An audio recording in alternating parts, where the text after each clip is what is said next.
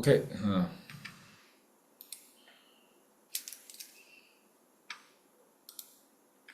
자, 이제 우리 이제 롤즈를 들어가야 하는데, 어쨌든 그래도 다시 도식을 그려보죠.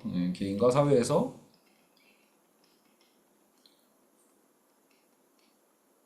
이 개인의 자유를 중시하는 이 자유주의 철학, 사회 공동체를 우선시하는 공동체주의 철학, 그리고 공리주의. 어쨌든 벤담의 공리주의는 야 개인과 사회는 갈라지지 않았어라고 어쨌든 우기거든요. 그래서 사회는 이름뿐이고 사회 명목론, 사회는 이름에 불과하기 때문에 결과적으로 개인의 집합체가 곧 사회고 결국은 우리가 따져야 될 건 뭐밖에 없다? 개인의 이익의 총합을 따지면 된다라는 거예요. 개인의 이익을 총합을 따졌을 때 그게 최대 이익이 되면은 그게 옳은 행위고 그게 이제 최대의 고통이 될 경우에는 그건 절대 해서는 안 되는 행위가 되겠죠. 자, 그러나 밑에서 칸트가 등장해서 칸트의 의무론이 이거를 공격을 하죠. 우리는 때로는 힘든 일인 거 알면서도 해야만 하는 일들이 실제로 우리 삶 속에서는 되게 많거든. 예. 솔직히 우리가 행복만 찾아서 내 행함의 옳음을 결정을 해버리면 사실 우리는 지금 이 시간에 애초에 추석 특강을 할 필요도 없어요. 그쵸? 이건 이미 여러분 공부를 통해서 우리가 행복의 가치를 얻는 건 사실 어떤 그 허들을 넘긴 넘어야 되거든. 그렇지 않아요? 그러니까 너무 막 즐겁고 너무 기다려지고 이러면서 인생 살면서 그런 공부는 많지는 않아요. 정말 막 그 수업 갈 때마다 막 설레이고 너무 기쁘고 막 이런 경우는 진짜 흔하지 않거든요. 인생에서 몇 번 없어. 그러니까 대부분의 공부는 고통스럽죠. 근데 그 고통을 이겨내야 그 다음에 행복이 와요. 예. 그래서 벤담이 얘기하는 행복을 뭐 거기까지 얘기를 한다면야 뭐 가치가 있다고 볼 수도 있지만 그건 아마도 미래 질적 공리주의나 그런 게 좀 가능하지 않을까 그나마도 양적 쾌락을 따질 때는 오히려 양적으로는 고통이 더 많은 일들이 우리 삶에서는 자주 있습니다. 근데 그럼에도 불구하고 해야만 할 때가 있는 거예요. 그러니까 그랬을 때 칸트는 야 옳은 것은 그냥 옳아서 하는 거지 행복하기 때문에 옳은 게 되는 게 아니야. 옳은 일을 하다 보면 불행할 수도 있고 행복할 수도 있어. 그러니까 한편으로 또 칸트를 오해하면 안 되는 게 칸트는 마치 행복하기를 싫어하는 사람처럼 오해할 수 있겠죠. 워낙 행복에 대해서 중심을 안 두니까. 하지만 칸트 입장에서도 행복한 건 좋은 거라는 걸 알아요. 본인도 그래서 우리가 어떤 일을 했을 때 기분 좋으면 좋지. 옳은 일을 했는데 기분 좋으면 얼마나 좋아. 그죠? 근데 그것 때문에 주객이 전도돼서 행복한 일만 쫓아가야지 라고 하는 순간 우리는 그른 일을 하게 된다라는 거예요. 그러니까 행복과 고통의 이 결과에 매이지 말고 이 의무, 우리가 해야 될 행위 동기에 포커스를 맞추라는 거죠. 우리가 해야 될 바를 하는 거다. 하다 보면 행복해질 수도 있고 불행하다 하더라도 그거는 어쩔 수 없다. 그냥 너는 옳은 일을 한 거니까 거기에 만족해라 라고 볼 수 있겠죠. 뭐 칸트의 이런 냉정한 윤리의 기준을 듣다 보면은 굉장히 좀 고지식하고 꽉 막혀 있는 느낌도 들지만 실제로 칸트가 그래서 실천 이성 비판에서 그런 표현을 써요. 신 있죠, 신. 신을 요청합니다. 요청. 이게 무슨 말이냐면 칸트는 신을 믿지 않아요. 걔는 그 기독교인으로서 뭐 철저한 신앙심을 갖거나 이러지 않습니다. 오히려 기독교의 하나님에 대한 그 믿음 체계는 없었다고 볼 수 있는데 그럼에도 불구하고 신의 필요성을 인정을 해요. 무슨 말이냐? 바로 본인의 이 윤리의 원리를 완성하기 위해서 신이 필요한 거예요. 왜냐면 칸트의 방식대로 얘기를 하면 어, 결국은 옳은 행위를 했는데 평생 고통만 받다가 죽는 사람도 나오겠죠. 그런 행위를 했음에도 불구하고 평생 행복하다가 죽는 사람도 있겠죠. 그럼 그 문제에 대해서 우리들은 그걸 어떻게 이해할 수 있겠어요? 너무 부당하잖아. 여러분, 전두환은 죽을 때까지 행복하게 살다 죽었어요. 그지 않아요? 예. 물론 우리는 그런 바람이 있지. 저 자식도 잘 때는 악몽에 시달릴 거야. 쟤도 워낙 많이 욕먹고 사니까 내가 뭘 그렇게 잘못했지 하면서도 스스로 좀 자괴감에 빠지는 삶을 살진 않았을까? 이런 기대는 하는데 그건 우리가 알 수 없잖아요. 솔직히 전두환과 그 와이프는 끝까지 뻔뻔했죠. 예. 죽을 때까지 반성하지 않았고요. 노태우는 죽을 때까지 반성했어요. 그래도. 그게 그 차이야. 둘 다 군부 독재였지만 노태우는 좀 약간 새가슴이긴 했거든. 예, 그죠? 그래서 서울의 봄 보면 실제로 약간 그 캐릭터를 좀 잘 그리잖아. 어떤 면에서. 그러니까 그런 만큼 나중에 본인이 유죄받고 나와서 추징된 이 금액들 있죠? 얘네가 다 몇 천억씩 슈킹을 했거든요. 근데 그거를 노태우는 끝까지 다 토해냅니다. 그리고 전두환은 끝까지 안 토해내죠. 그래서 그때 그 명언이 나왔잖아요. 본인 통장에는 17만 원밖에 없다고. 아주 희대의 개소리를 했는데 그때 그게 진짜 큰 뉴스가 나긴 했었어요. 실제로 전두환 자식들은 다 부자죠. 그 돈이 어디서 났겠어요? 밑도 끝도 없는 그 부가 어디서 났을까? 국민 돈입니다. 근데 그게 증거가 없는 것뿐이에요. 끝까지 오리발 내미니까 뭐 환수할 수도 없지. 노태우는 너 죽을 때까지 그게 두려웠나 봐. 그러니까 내가 보기엔 노태우는 그러니까 제 생각인데 이런 것도 있었을 거예요. 칸트가 얘기했던 신에 대한 저 요청에 대한 개념이 효과가 있었던 걸 수도 있어. 어찌 보면. 노태우가 칸트를 공부했다는 얘기는 아니에요. 근데 못된 짓을 하면 실제로 공포가 생기거든, 나이가 들면. 아, 진짜 나 이렇게 해서 죽었을 때 만약에 진짜 신이 있으면 어떡해요? 내가 일바로 지옥 가겠지. 그건 본인들도 아는 거야. 그러니까 그 두려움이 반성을 불러 일으켜내거든요. 칸트가 바로 그 필요를 얘기한 거예요. 예. 그래서 신은 있어야만 한다예요. 신이 존재해야지만 결국은 전두환 같이 죽어간 놈도 결국은 우리가 다음 생애가 됐던 내세가 됐던 거기서 결국은 대가를 치를 거다라는 정의의 실현이죠. 그 정의의 실현이 이 생에서 안 되더라도 내세에서 될 거다라는 그 요청을 우리가 믿을 때 우리는 그 도덕성에 대해서 더 숭고하게 지킬 수가 있죠. 그렇죠? 삶은 진짜 부조리한 게 많거든. 이건희도 솔직히 완전 행복하게 죽긴 했잖아요. 그렇지 않아요? 어쨌든 이건희도 물론 뭐 삼성을 너무 좋아하는 사람들이야. 이건희를 비판하는 것만으로도 저를 비판하는 사람들도 있어요. 제 유튜브 보면은 제가 조금만 이렇게 기업인들 좀 비판하거나 이명박 비판하거나 뭐 이러면 바로 발끈해가지고 막 발작하는 분들이 있거든요. 그러니까 그분들한테는 그냥 그 사람들이 영웅인 거야. 어떻게 보면. 우리의 어떤 산업을 막 발전시켰고. 어쨌든 자, 오늘 어쨌든 근데 그 부분에 대해서 칸트는 이렇게 의무론적인 방식으로 이 벤담의 공리주의를 비판해 왔다라는 거. 그래서 자유주의가 이렇게 분류된다고 했죠. 그래서 자유주의 중에 이 칸트의 의무론적 자유주의, 그리고 오늘 배우는 롤즈의 평등적 자유주의. 그래서 칸트와 롤즈는 세트로 같이 움직인다. 물론 칸트가 롤즈를 뭐 좋아했거나 이런 건 전혀 아니에요. 새 시대가 달라요. 칸트 죽고 나서 한참 후에 롤즈가 태어나니까. 그러니까 롤즈가 오히려 칸트의 이 자유주의 철학을 계승하고 있다라고 보는 게 좀 더 맞아요. 그래서 칸트는 약간 도덕과 윤리에 대한 개념에서 우리가 이제 시험 시간에 주로 다루고요. 롤즈가 나타났을 때는 정치 철학에서 주로 다루게 됩니다. 근데 또 칸트는 구체적으로 우리 한 국가 내에서의 어떤 사회 정책과 평등에 대한 가치에 대해서 칸트는 얘기한 적이 없기는 없는데, 한편으로 칸트가 그 범주 스케일이 좀 커요. 그래서 그러면 칸트는 뭐 우리 개개인의 윤리적인 논쟁점만 얘기하다 갔나요? 라고 하겠지만 칸트는 또 영구 평화론이라는 논문을 쓰거든. 그러니까 어떻게 하면 영구한 평화가 가능할 건가? 이 세계 평화가 어떻게 하면 이루어질 수 있는가에 대해서 또 아주 고민을 많이 했던 사람이에요. 그래서 칸트는 또 갑자기 스케일을 도약해서 전 세계가 전쟁을 하지 않고 평화로울 수 있는 방법에 대해서 또 고민을 하긴 합니다. 그래서 그게 보통 이제 세계 시민주의라는 말, 이게 이제 그 오늘 롤즈의 이런 측과도 연결이 되는데, 모든 인간은 존엄하다고 했잖아요. 모든 인간이 존엄하다는 얘기는 우리나라 사람이 다른 나라 국민보다 좀 더 존엄한가요? 그런 거 아니죠. 그러니까 국가와 인종 같은 건 중요하지 않은 거예요.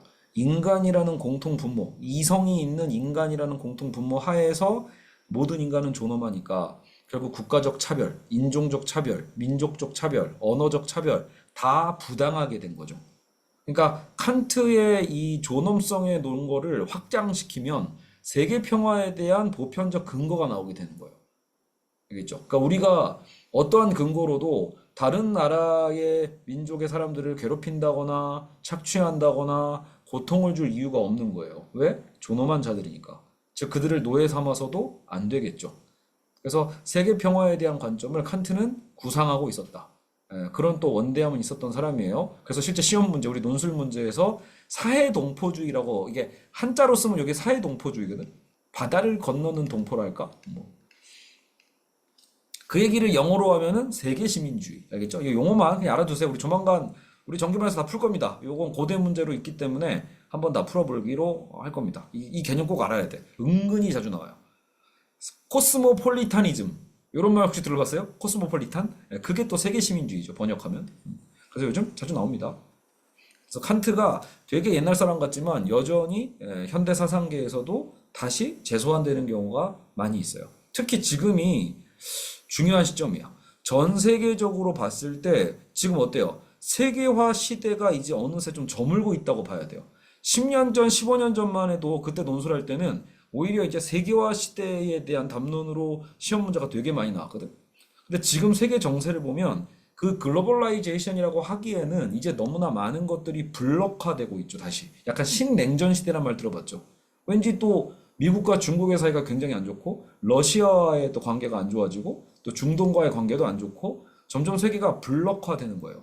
그리고 지들끼리 엄청 싸우기 시작하죠. 이러면 글로벌라이제이션이 다 무너지는 거거든. 원래 세계화라는 건 뭐예요? 민족과 이런 걸 다 초월해가지고 사실은 물론 칸트식의 윤리 영역의 초월은 아니에요. 경제 영역의 초월이지. 야, 우리 경제적으로 돈이 최고야. 이거 오히려 공리주의적인 거거든. 다 같이 최대 다수 최대 행복을 위해서 우리 무역하자. 뭐하러 벽 쌓냐? 벽 쌓아봤자 고통만 강하지. 차라리 우리 다 같이 이익 얻으면서 저렴한 가격으로 물건 사고 이렇게 하자는 얘기죠.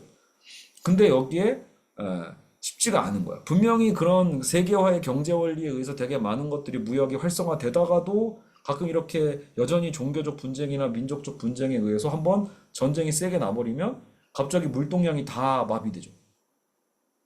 이러면 안 돼, 곤란하거든. 왜냐면 세계화는 그런 전쟁이 나지 않을 거다라는 전제 하에서 과감하게 공장을 옮기는 거고, 과감하게 다른 나라 사람들을 노동자로 고용하는 거잖아. 근데 전쟁이 나면 갑자기 거기에 대한 모든 사업이 다 올스톱이 되죠.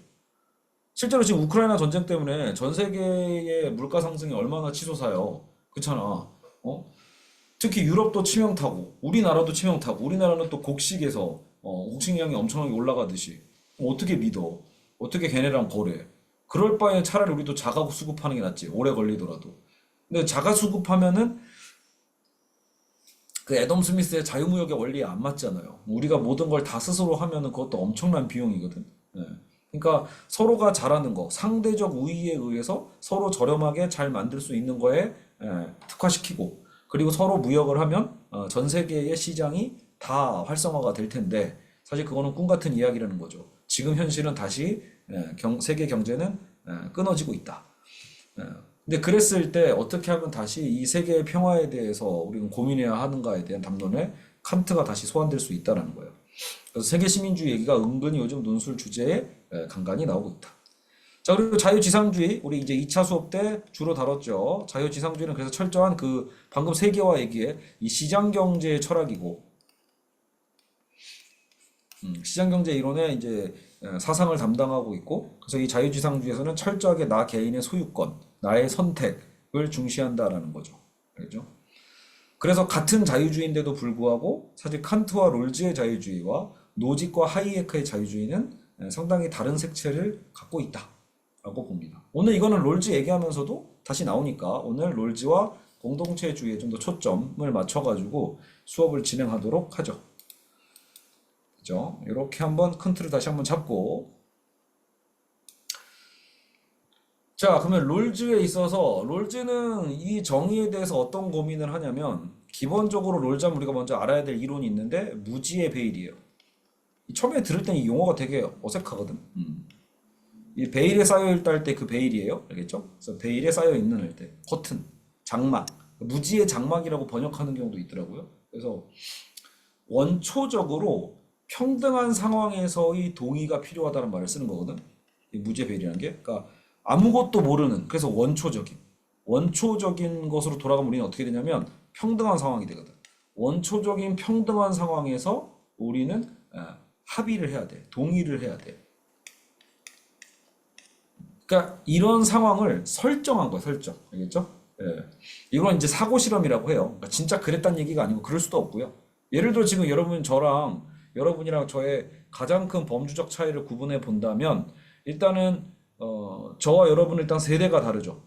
여기 지금 저랑 비슷한 세대가 없죠. 그러니까 세대 간의 범주로 저랑 구분이 돼요. 그러면 이 나이대를 초월할 수 있는 원초적인 무지의 베일에 들어가서 사회 정책을 논해야, 정의를 논해야, 그래야 이 연령대 페널티나 특혜가 없는 공정한 제도가 나오겠죠. 그러니까 당연히 우리가 지금 여러분들은 청년에게 유리한 정책을 얘기할 거고 저는 40대 중년에게 유리한 정책을 갖고 자꾸 협상할 거 아니에요. 우리 현실은 그렇죠.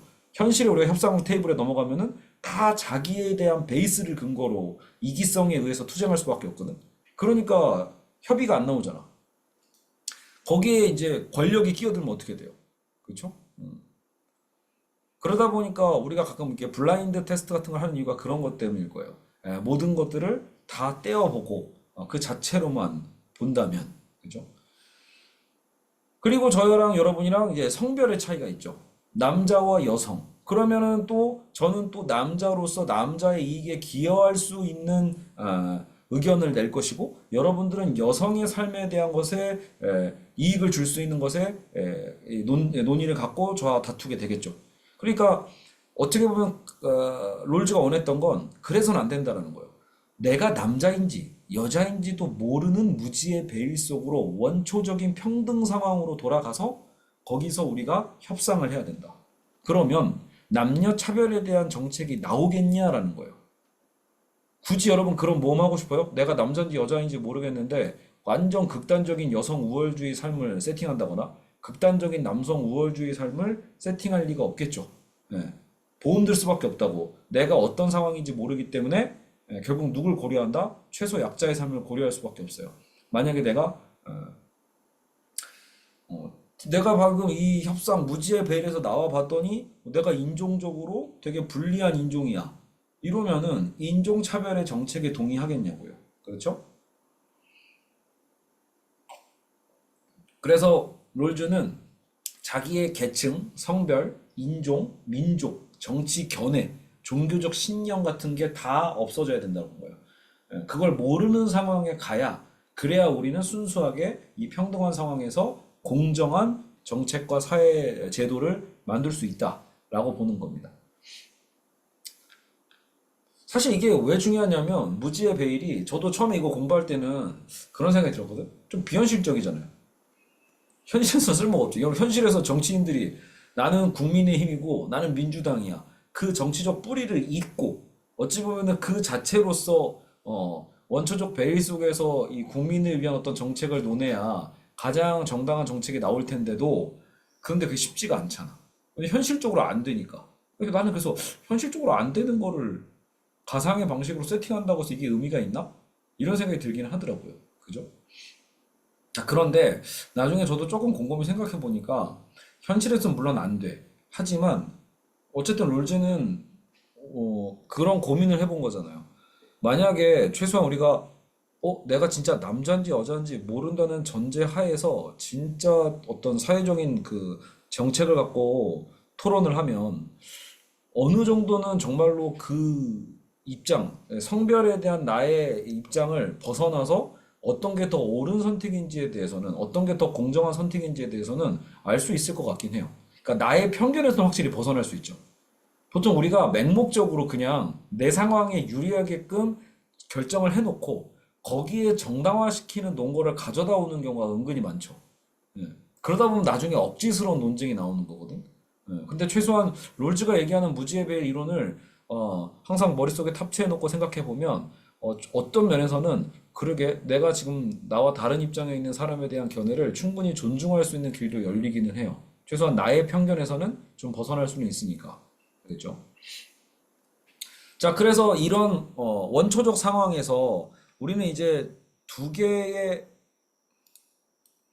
정의의 원칙을 배우게 됩니다. 첫 번째 원칙은 이게 이제 기본적인 자유예요. 아까 이제 이게 어찌 보면 칸트의 존엄성에서 나오는 개념이기도 해요. 칸트가 존엄하다고 했잖아. 그 얘기를 기반해서 롤즈가 그래 내 정의의 이론칙에 가장 중요한 건 뭐다? 일단은 언론의 자유, 뭐 종교의 자유 등등 같이 기본적인 자유가 모든 시민에게 평등하게 누려져야 돼 이거예요. 예. 자유의 평등은 어떤 사회의 그 공리주의, 사회의 공리나 일반 행복보다 항상 우선해야 돼요. 우리 공리주의의 단점이자 특징이 뭐였어요? 공리주의는 때로는 다수의 행복을 위해서 어린 선원 한 명을 잡아먹어서 다수의 어른들이 살아남는 것도 정당하다고 얘기할 놈들이잖아. 예. 그러니까 그런 거는 절대 있을 수 없다라는 거예요. 음. 그거 결국은 다수의 행복이잖아. 다수의 행복 때문에 한 아이의 인권을 먹어치워 버린 거지. 예. 그건 예, 짐승들이 하는 짓이잖아요. 예. 최소한 실천 이성이 있는 인간이 할 수 있는 일이 아니다라고 보는 거죠. 기본적 자유는 이게 명확하면요, 애초에 그 가능성도 열리지 않게 되는 거예요. 이해 가죠? 그러니까 함부로 그런 생각조차 안 하게 된다고. 아, 그래. 그건 진짜 그거는 선택지에서 제끼고 생존 방법을 고민하는 게 맞는 거야. 그게 인간다움이거든. 그죠? 근데 이제 극강의 기근이나 어떤 극강의 어떤 고통 상황이 오면 인간이 이제 짐승화 되는 거죠. 짐승화 되다 보면 인간으로서의 그 기본적 자유의 대원칙을 망각하는 일들이 물론 역사 속에서는 종종 일어납니다. 이순신의 난중일기에도 써 있죠. 음. 거기서 엄마들이 자녀를 잡아먹는, 부모가 자녀의 생존하기 위해서 자녀를 잡아먹는 어떤 그런 기록들이 이순신의 일기에도 나오거든요. 그러니까 이게 서구 역사든 뭐 동양의 역사든 전시 때 보면 그런 끔찍한 일들이 벌어져요. 근데 그런 끔찍한 일을 막을 수 있는 일이 바로 딱 이런 원리가 도덕적 원리가 바로 서야 된다라는 거죠. 예. 예외가 없이 인간은 기본적 자유는 어떠한 이유를 막론하고 다 주어져 있어야 된다. 기본적 자유죠. 자유의 평등이라고 말할 수도 있고, 그렇죠? 자유가 그만큼 평등하게 모두에게 다 주어져 있어야 된다. 사실 이게 이제 우리 헌법에서도 인정되고 있는 거죠. 그러니까 그걸 기반으로 해서 우리의 기본권이라고 하는 게 그렇게 실현되고 있습니다. 그래서 이 부분까지 보면 저도 처음에 여기까지 봤을 땐 뭐 이거는 저기 노지과 하이에크도 찬성하지 않을까? 이런 생각이 들기는 해요. 여기 자유주의자들도 굳이 야, 기본적 자유에 대해서 반대할 이유가 없죠. 그렇죠? 그래서 여기까지는 뭐 저도 처음에 그래서 예전에 이렇게 가르친 적도 있었거든. 그래서 롤제 이론칙까지는 다른 자유주의자들도 찬성할 한다. 결정적 차이는 이원 측에서 차이가 난다. 라고 이렇게 가르친 적이 있거든요. 근데 지금 보니까 그렇지가 또 않아. 이런 측에서도 다른 게 뭐냐면 여러분 노지과 하이에크는 어디에서 협상을 해버리냐면 내가 원할 경우 그때는 허용이 돼요. 엄마 내 살을 먹어. 그 당사자가 나의 자유를 포기할 경우, 그럴 때는 허용이 돼요. 그렇죠? 왜냐면 양자 간의 합의잖아. 자유지상주의는. 자, 칸트와 롤즈는 인간의 존엄성을 기초로 하면서 윤리를 얘기하고 있거든. 그러니까 그거는 절대적이다 보니까 이건 협상의 여지가 없어. 근데 자유지상주의는 안락사, 낙태, 그죠? 그리고 장기 매매, 매매춘 다 가능하죠. 솔직히 권장할 만한 일들 아니죠. 어. 여러분 이건 다른 개념이잖아. 여성분들이 낙태할 수 있는 자유를 달라는 얘기는 나 마음껏 낙태할래. 솔직히 이거 아니죠. 어떤 여성이 그러려고 그 법을 얘기하겠어. 그게 아니고 처벌하지 말아달라는 얘기지. 살인죄로 그런 걸로. 그거 아니어도 충분히 힘들거든? 이런 거잖아요. 그러니까 그걸 권장하자는 얘기가 아니잖아. 다 그게 권장하고 좋은 일들이 아니야. 매매춘도 여러분 누가 좋아서요? 봤어요 혹시 주변에? 나는 성매매하는 게 성매매를 구매하는 인간들이 좋아하지 성매매를 내가 상품으로 파는 사람이 좋아하는 경우는 거의 본 적이 없죠. 예. 난 너무 좋아. 나는 낯선 사람한테 야, 돈도 받고 관계도 맺고 너무 좋은데? 이런 생각이 어디 있냐고요. 예. 혹시라도 그렇게 사고 실험을 하고 있는 사람은 큰 착각하고 있는 거죠. 왜? 그럼 무슨 내가 매매춘으로 내가 상품으로 날 내놓을 때 예를 남자들도 호스트바 있잖아. 그러면 내가 호스트바에서 호스트를 하면 그러면 무슨 뭐 전지현이나 뭐 걸그룹 같은 애들이 등장해서 나를 사나요? 그게 아니거든. 나의 성적 취향과는 하등 상관없는 가장 멀리 있는 사람들이 나를 부를걸? 여성분들도 마찬가지인 거예요. 아, 강동원이 부르면 좋지. 돈도 받고, 강동원이야. 돈도 받고, 다 좋지.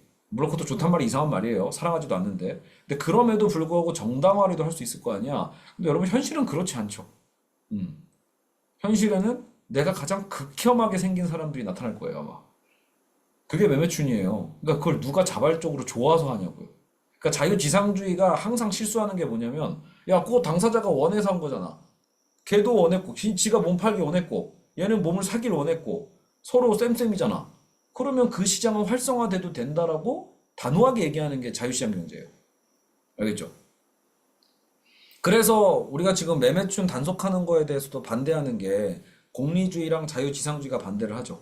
야, 매매춘 불법화하지 말자. 공리주의는 왜 반대하냐면 일단은 쟤도 좋고 쟤도 좋잖아. 양자가 모두 좋은 일인데 대체 왜 그걸 반대해? 공리주의 입장에서는 당최 모르겠네 이렇게 나와요. 어. 몸 파는 애도 돈 받아서 어쨌든 행복이 더 증가했다고 본인은 냉정하게 계산을 한 거예요. 그러니까 내가 나의 성을, 나의 존엄성을 남에게 팔았을 때 그게 결코 좋은 경험은 아닌데 그럼에도 불구하고 돈으로서 그거를 회복시켰다라고 보는 거예요. 돈으로서 그거를 충분히 채우고도 남았다라고 판단했기 때문에 그러니까 얘기를 하는 거죠. 예. 근데 그게 말이 되냐 이거죠. 예. 정말로 그럴까? 음. 자유지상주의도 쌍방의 자유로운 계약이었기 때문에 그거는 이행해야만 한다. 이런 식으로 얘기하지만 과연 현실에서 그거를 이 자발성의 차이가 있잖아. 성을 사는 사람의 자발성과 성을 파는 사람의 자발성의 정도가 정말 같냐고요. 예. 그게 같으려면 성을 판매하는 사람이 재정적으로도 아무런 문제가 없어야 돼요. 음. 근데 그런 여성이 어디 있어요? 그쵸? 여러분, 돈 많은 여성이 뭐하러 뭐가 부족하다고 자기 몸을 팔아요. 그죠? 돈 많은 남성도 마찬가지고. 그럴 일은 없어요. 자유지상주의 항상 장기 매매도 마찬가지죠. 장기 매매 합법화에 대한 찬성론도 자유지상주의에서 나오거든요. 예. 야, 그거 누이 좋고 매부 좋은 일이잖아. 장기 필요한 부자들은 얼마든지 그 돈을 줘서라도 이 장기를 생생한 싱싱한 장기를 사고 싶어 하고. 근데 가난한데 그 장기라도 비싸게 팔아가지고 그걸로 자신의 생계를 유지할 수 있는 가난한 사람들한테는 돈 벌어서 좋은 일이고 남는 콩팥 하나 더 주는 게 뭐가 문제야. 이렇게도 얘기할 수 있죠. 그래서 항상 자유지상주의와 공리주의는 이런 장기 매매에 대해서도 찬성론을 종종 얘기하곤 합니다. 근데 우리도 알다시피 이거는 불법이죠. 그러니까 국가가 법으로 안 된다고 할 때는 다양한 이유가 있는데 사실 이런 사안에서만큼은 칸트를 근거로 한다거나 공동체주의를 근거로서 그 법이 입법화됐다라는 걸 알 수 있어요. 알겠죠? 우리는 그냥 법으로 야 이건 법으로 정해졌어 라고 이건 불법이야 라고 하는 게 먼저가 아니고요. 우리가 오늘 이 시간에 이번 특강을 통해서 배워야 될 건 뭐냐면 불법이냐 합법이냐라는 건 이미 법으로 정해진 실정법이고 근데 그 법의 판단의 근거가 뭐냐라는 거예요. 예. 어떤 윤리를 근거로 저런 법이 만들어졌을까? 우린 그걸 또 고민해 봐야 되는 거죠. 알겠죠? 자, 그래서 어쨌든 자유지상주의는 이 기본적 자유에 대해서도 롤즈와 다르다라는 걸 알 수 있어요. 롤즈는 무슨 짓을 해도 무슨 일이 있어도 우리는 매매춘도 하면 안 되고요. 안락사도 하면 안 되고 장기 매매도 하면 안 되는 거예요. 근데 노지카 하이에크는 당사자가 동의하면 뭐 그건 어쩔 수 없지. 이렇게 되는 거고. 알겠죠? 딱히 뭐 권장할 만하거나 하다고는 안 하겠지만 권장할 만한 일은 아니야라고 할지언정 그렇다고 해도 본인의 선택을 존중할 거란 말이에요. 알겠죠? 근데 칸터 롤즈는 안 된다예요. 알죠? 이건 절대적인 겁니다. 이게 되게 중요해. 왜냐면 이 절대와 반대가 가언적인 거잖아요. 정언 명령이 있었죠. 정언 명령이고 반대가 가언 명령이거든. 조건적으로 이것만 된다면 이렇게 할 수 있다 이런 거거든. 그러니까 이건 가언적인 방식으로 접근하면 안 돼요. 이 원칙만큼. 알겠죠? 이건 꼭 중요하고요. 자, 그 다음 이 원칙이 뭐냐면 사회 경제적 불평등은 어떻게 할 거냐거든. 물론 그 실제 롤즈의 책에서는 그 간단하게 뭐 1, 2원칙이 아니고요. 1-2나 2-1이 하나 더 중간에 하나 껴 있거든. 뭐가 껴 있냐면 그 공정한 어쨌든 그 지위의 문제. 아까 만약에 내가 뭐 여성이라는 이유만으로 대통령이 될 수 없는 사회야. 이거 굉장히 부조리하죠.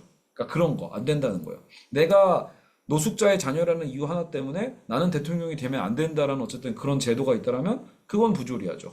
우리가 어떤 인간이든 간에 보편적으로 내가 도전하고자 하는 그 직위가 개방적이어야 된다라는 방식의 이 법칙도 중간에 껴있거든요.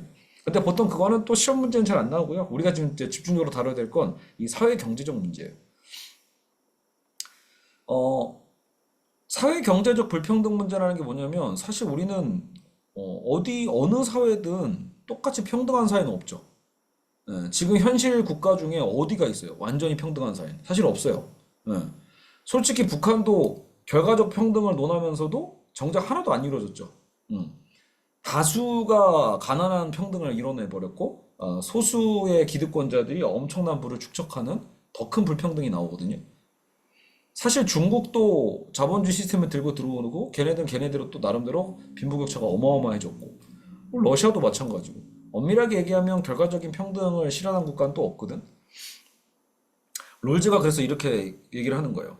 야, 근데 사회 경제적 문제에 있어서 불평등은 그래서 있을 수밖에 없음을 인정해요. 그럴 수밖에 없죠. 모두가 갖고 있는 특성, 성질, 능력 다 다를 수밖에 없거든. 그러니까 자신의 개별적 차이에 의해서 능력 차가 결과적 차이를 불러올 수밖에 없고 사회 경제적 불평등도 생길 수밖에 없어요. 그러나 이 원칙에서 여러분이 이해해야 될 게 뭐냐면 조건이 좀 까다롭다는 거. 그러니까 불평등을 용인을 해요. 불평등을 인정하는데 그 인정에 대한 대신 조건이 있다는 거예요. 인정 조건.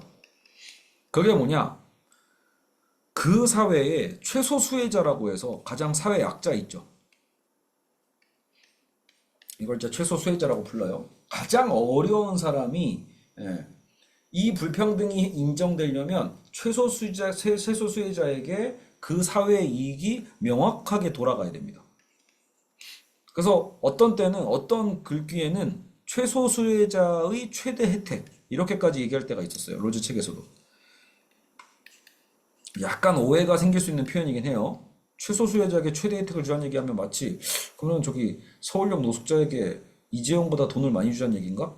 그건 말이 안 되잖아요. 현실적으로 불가능하죠. 그 얘기가 아니고 이런 느낌이죠. 실질적으로도 여러분 이재용은 우리나라에서 가장 부자 중에 한 명이죠. 그러면 한국 사회에서 가장 부자인 이재용에게 굳이 국가가 국민의 세금을 통해 가지고 복지 제도로서 챙겨줄 게 많을까요? 당연히 거의 없죠. 예, 오히려 내는 돈이 훨씬 많지. 뭐가 됐든 간에. 그래서 우리나라의 노숙자들이 사실 이재용보다 현실적으로 국가의 이 복지 제도는 더 많이 받습니다. 혜택은 더 많이 받아요. 맞죠? 예, 그건 인정이 될 거예요. 기초수급자들이 당연히 이재용보다 돈을 더 현실적으로는 많이 받습니다. 다만 우리나라의 진짜 문제는 뭐냐면 이재용의 사법 리스크를 다 털어주는 게 문제예요. 그게 간접적으로는 더 큰 이익을 보장해 주는 거거든요. 예. 그러니까 초법적이죠. 사실 우리나라는 삼성에 대해서만큼은 한없이 사법 체계가 관대해요. 그러다 보니까 이미 정의는 실현되지 않는 나라라는 걸 알 수 있어요. 그죠? 그러니까 이게 습성화되니까 안 좋은 거. 좀 이따 우리가 이제 그 아리스토텔레스의 텔로스, 그 영광, 어, 그 공동체주의가 추구하는 영광과 그 목적이 있단 말이에요. 근데 정말 우리나라 사법 체계가 이렇게 가면 안 된다라는 게 사람들이 점점 이거에 학습하기 시작하는 거예요. 아, 그래. 우리나라의 경제를 먹여 살리는 삼성의 수장 정도라면 그 정도 죄는 좀 봐줘도 되는 거 아니야? 솔직히 여러분 머릿속에 그런 나약함이 생기죠. 예. 그런 예외 상황들이 생기다 보니까 어 이제 뭐야 김건희 같은 경우도 그 말도 안 되는 특혜란 말이에요. 예, 근데도 불구하고 그냥 그러려니 하는 마인드가 생겨버린단 말이에요. 자꾸 예외 상황이 생기니까. 아니 똑같은 사안인데 누군가는 엄벌에 처하는데 누군가는 유야무야 그냥 넘어가 버려. 이거 되게 이상한 거거든.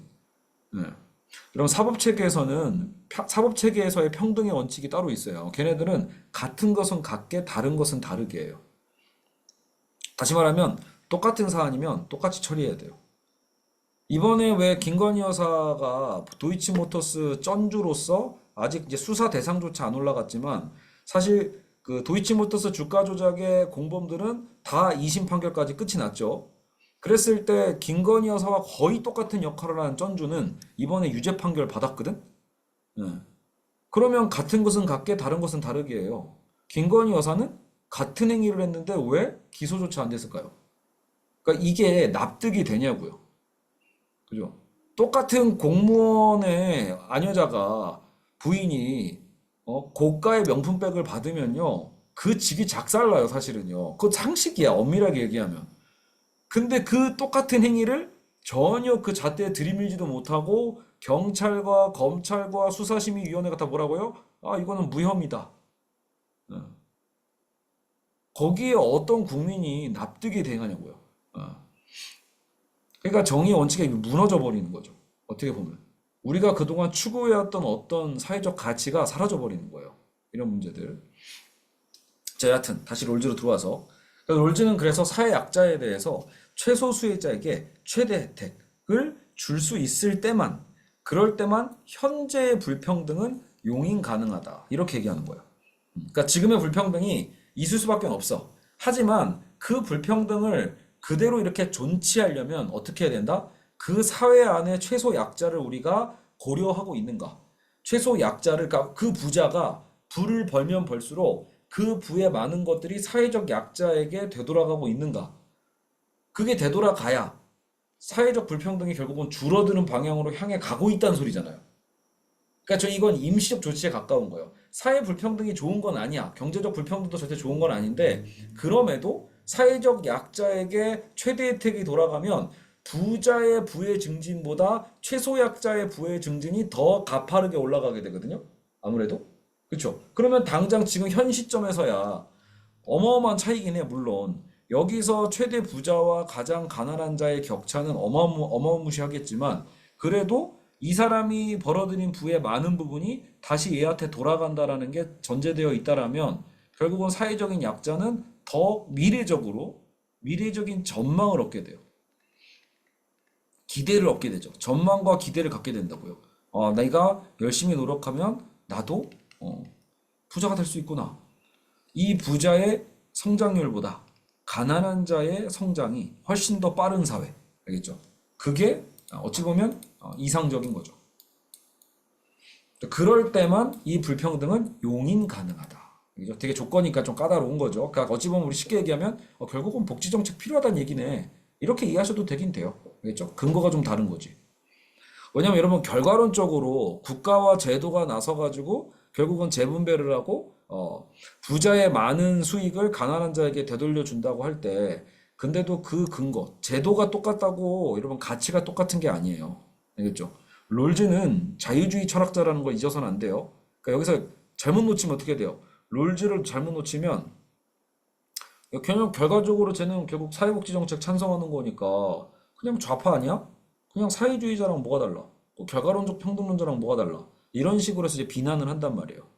제가 이제 어제 얘기했잖아. 중간에 있기 때문에 욕먹는다고. 그러니까 당연히 자유지상주의 쪽에서 주로 롤즈를 그렇게 공격을 하겠죠. 야, 그거 그냥 평등론지 뭐야? 너 어디 가서 자유주의자라고 하지 마. 야, 진정한 자유주의자면 국가의 세금 정책에 대해서 반대할 수 있어야 되고, 저 능력 없어가지고 도태된 인간들을 굳이 우리가 왜 챙겨야 돼? 그건 당연히 그 사람이 노력 안 한 만큼의 대가고, 우리는 노력한 만큼의 대가를 누리는 건데, 왜 그런 걸로 함부로 부자의 부를 떼어다가 왜 가난한 자에게 주라고 해? 이거 역차별 아니야? 이제 이런 식으로 공격을 한단 말이에요. 근데 아까도 얘기했지만 롤즈는 뭐라고 하죠? 여기서 이제 우리가 뭘 찾아야 되냐면, 바로 이 롤즈의 공정성에 대한 원리를 찾아야 되는 거예요.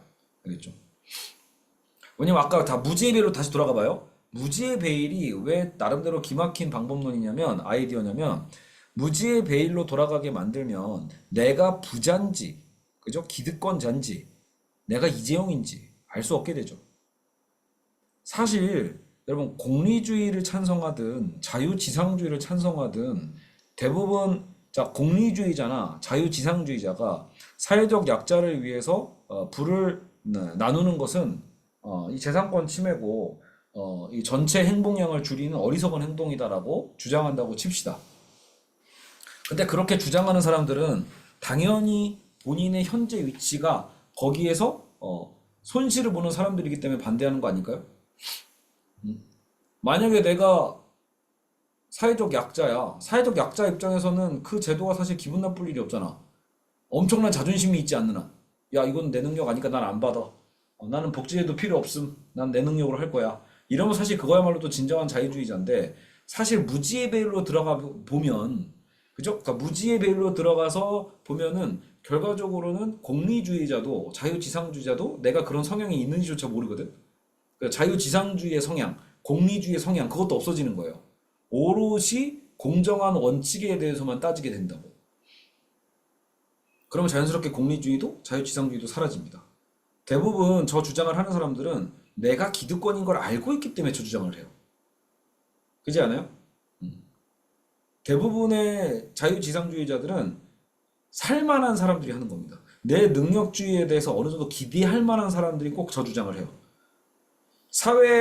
우리가 살아가는 이 세계에서 절망적인 계층에 빠져 있는 사람들은 그런 말 못 하거든. 예. 그런 여유 있는 소리 할 수가 없는 거야. 예. 당장에 먹고 사는 문제도 힘들고, 당장에 집에 이 집세도 내지 힘들어가지고 쫓겨나게 생겼고, 길거리에 나앉게 생겼는데, 거기서 나는 내 능력을 믿어. 난 내 능력만으로 해낼 수 있어. 예. 여러분, 그런 성공 신화를, 그러니까 자꾸, 여러분, 정주영 자소전, 이명박 자서전, 여기 있죠. 그런 거 많이 읽지 마세요. 그러니까. 여기 있죠. 자꾸 그런 책을 읽히는 게 오히려 정말 다수의 사람들에게 헛된 희망을 주는 걸 수 있거든. 오히려 일종의 마비책이야. 야, 그러니까 사회한테 징징대지 말고 국가한테 징징대지 말고 너가 열심히 하면 돼. 너의 게으름을 남 탓을 여기지 마. 너의 무지함을 국가 탓으로 하지 마. 모든 건 너의 책임이니까. 왜? 여기 있잖아. 성공신화 있잖아. 정주영. 찢어지게 가난해도. 이명박 찢어지게 가난해도 성공하잖아. 기업 총수, 대통령 성공하잖아. 여러분 제가 꼭 그런 케이스에 대해서 어떻게 얘기하냐면 여러분 우리는 매주마다 로또 1등 나와요 안 나와요? 로또 1등 안 나오는 거 봤어요? 어딘간 받아요. 여러분 내가 받을 확률이 없을 뿐이죠. 여러분이 로또를 사가지고 로또에 당첨될 기대치는 거의 없지만 결과적으로 로또 1등은 놀랍게도 매주마다 심지어 열 몇 명씩 나와 평균적으로. 그거를 일반화하면 안 돼요. 어, 알겠죠? 빈민으로 태어나서 누구나 성공할 수 있다라는 건 거대한 환상이고 일종의 마약 같은 거예요. 그게 아니죠. 왜냐면 이미 공정한 경쟁이 아닌데 이런 왜 이걸 얘기해야지. 경기 자체가 이미 기울어진 운동장에서 저쪽은 내리막길로 공차고 있고 나는 지금 오르막길로 뛰어가서 공차고 있는데 거기에서 야 이거 환경 탓하지 마. 이거 내가 피나게 열심히 하면 이길 수 있어. 그럴 순 있겠지. 저쪽에서 저쪽에서 방심하고 이쪽에서 죽을뚱살뚱하면 경기를 뒤엎을 수도 있기는 있어요. 근데 여러분 그렇다고 해서 그 경기가 공정한 경기가 돼요? 아니잖아. 그냥 불공정한 경기는 불공정한 시합인 거예요. 근데 거기에다 대고 이 사회는 그렇게 얘기하는 거예요. 음. 야, 결과 탓하지 마. 어. 환경 탓하지 마. 환경 탓. 그냥 너 졌으면 진 거를 인정해. 뭐 이런 거란 말이에요. 그래서 룰즈는 그걸 따지는 거라고 했죠. 무지의 베일에 들어가는 이유 중에 하나도 결국은 나의 이익을 위한 거예요. 그러니까 롤즈가 얘기하는 최소 수혜자의 최대 혜택, 결과적으로 발생하는 어찌 보면 이 복지 혜택에 대한 것도 사회적인 재분배에 대한 정책도 결국은 사회적 약자가 불쌍해서가 아니라고요. 이걸 잊어서는 안 돼요. 기독교인들은 종교인들은 긍휼이라는 걸 배워. 긍휼. 이타적인 마인드죠. 타인을 불쌍하게 여기는 마음. 음. 불쌍하니까 도와줘야 돼. 이렇게 생각하는 거. 그것도 사실은 사회복지의 마인드 중에 하나거든. 그러나 롤즈는 그런 입장이 아니라고요. 야, 가난한 사람 불쌍하니까 도와줘. 야, 마음이 막 아프지 않아? 그러니까 여러분 세이브드 칠드런이 아니라고요. 어. 우리가 그걸 빈곤 포르노라고 하잖아. 타인의 고통을 열심히 확대해서 전시한 다음에 있는 자들에게 눈물 쏙 빼게 만든 다음에 지원하게 만드는 거. 그 방식이 아니에요, 롤즈는. 알겠죠? 우리한테 묻는 거예요. 야, 너도 무지의 베일에 들어가면 어떻게 될지 알 수 없거든? 너 진짜 그 상황에서도 남녀 차별 정책 만들 거야? 너 그 상황에서도 인종 차별 정책 만들 거야? 너 그 상황에서도 계급적 차별 정책 만들 거야? 안 만들 거잖아. 누굴 위해서? 나를 위해서. 이게 포인트예요. 나의 자유의 증진을 위해서라도 우리는 어떤 정책을 만들어요? 놀랍게도 평등한 정책을 만든다는 소리예요. 이게 여러분 롤즈의 위대함이에요. 알겠죠? 예. 물론 좀 이따 샌들이 다 까겠지만 일단 롤즈가 왜 그렇게 화제성이 있는 인물이었을까 생각해보면 분명히 자유주의자인데 자유주의의 원리대로 했음에도 불구하고 평등적 정책으로 귀결되는 아이디어를 낸 거예요. 물론 저는 믿어요. 솔직히 롤즈 저 학자는 인간 개인으로 치면은 분명히 사회적 약자를 긍휼히 여기는 사람이었을 것 같아. 인격적으로. 근데 그거는 학술적이지 않잖아요. 본인이 자유주의 학자로서 자유주의를 신봉하면서도 그런 사회적 약자를 내비둘 수 없게끔 만들려면 저런 아이디어를 써야 되는 거지. 결국은 부자들에게 너의 앞으로의 자유와 너의 이익을 위해서라도 어떻게 해야 된다? 예, 저 사회적 약자에게 어떤 분배가 돌아가는 시스템을 만들어야 된다는 거예요. 실제로 여러분 부자들은 안 망해요? 그러니까 그래서 무서운 거야. 부자들은 절대 안 망할 수 있게끔 자꾸 사회 제도를 악용합니다. 그걸 막아야죠. 그러니까 이게 말이 안 된다니까. 나중에 경제학 공부해 보시면 시장 경제의 원리는 공정한 방식으로 공정한 루트로서 서로 무한 경쟁하는 게 시장 경제거든. 무한 경쟁을 하면요. MS도 망할 수 있고요. 마이크로소프트도 망할 수 있고 애플도 망할 수 있고 삼성도 망할 수 있어요. 그게 정상이에요, 원래. 근데 지금 세계 경제를 보면 절대 그렇게 안 올라가죠. 거대 공룡들이 돼가지고 나와 경쟁을 하려고 할 만한 애들이 나타나면 그냥 먹어치워 버리죠. 잡아먹어요. 어. 사들인다고 그냥. 야, 얼마 뭔데? 어. 야, 시가총액이 그냥 뭐 수백조가 되는 기업이 이제 막 몇천억 단위 투자 받아가지고 이제 성장하는 그 블루칩을 이거 잘못하면 커지겠는데? 먹어치워 버리죠. 그거 이겨낼 수 있냐고요. 예. 만약에 합의 안 하면 완전히 이제 이 얘를 다른 식으로 우회해가지고 고사시켜버리는 전략을 쓴단 말이에요. 그러니까 여러분 시장 경제 환상을 믿지 마세요. 무한 경쟁 완전 개소리예요. 하지 않습니다. 걔네들은 절대 하지 않아요. 시장 경제를 신봉하는 애들이 가장 싫어하는 게 완전 경쟁 시장이에요. 그러니까 교과서적으로 움직이지 않는다고요. 근데 그 교과서를 믿고 있는 경제학자들이 그러면 가장 어리석은 거죠. 예. 현실을 모르는. 예. 지금 전체 세계 경제는 절대 그렇게 흘러가지 않는다. 조금만 기회가 있으면 어떻게든 독과점으로 가는 거예요. 왜? 그게 쉬운 게임이니까.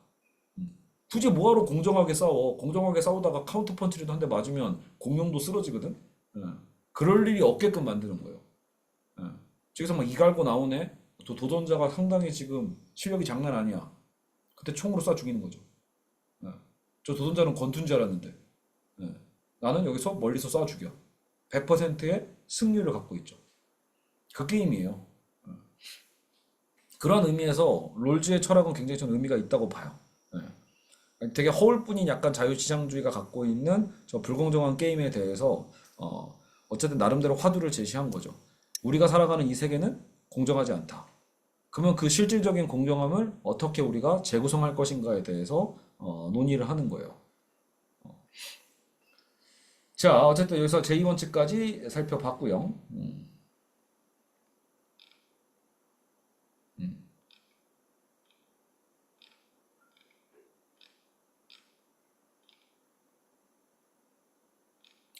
다만 이제 뭐 그런 게 있죠. 롤즈는 롤즈가 그 공정성에 대한 이야기를 할 때 우리가 어제 그 얘기 잠깐 했잖아요. 이 평등에 대해서도 이 기회 평등에 대한 관점이 좀 다르다고.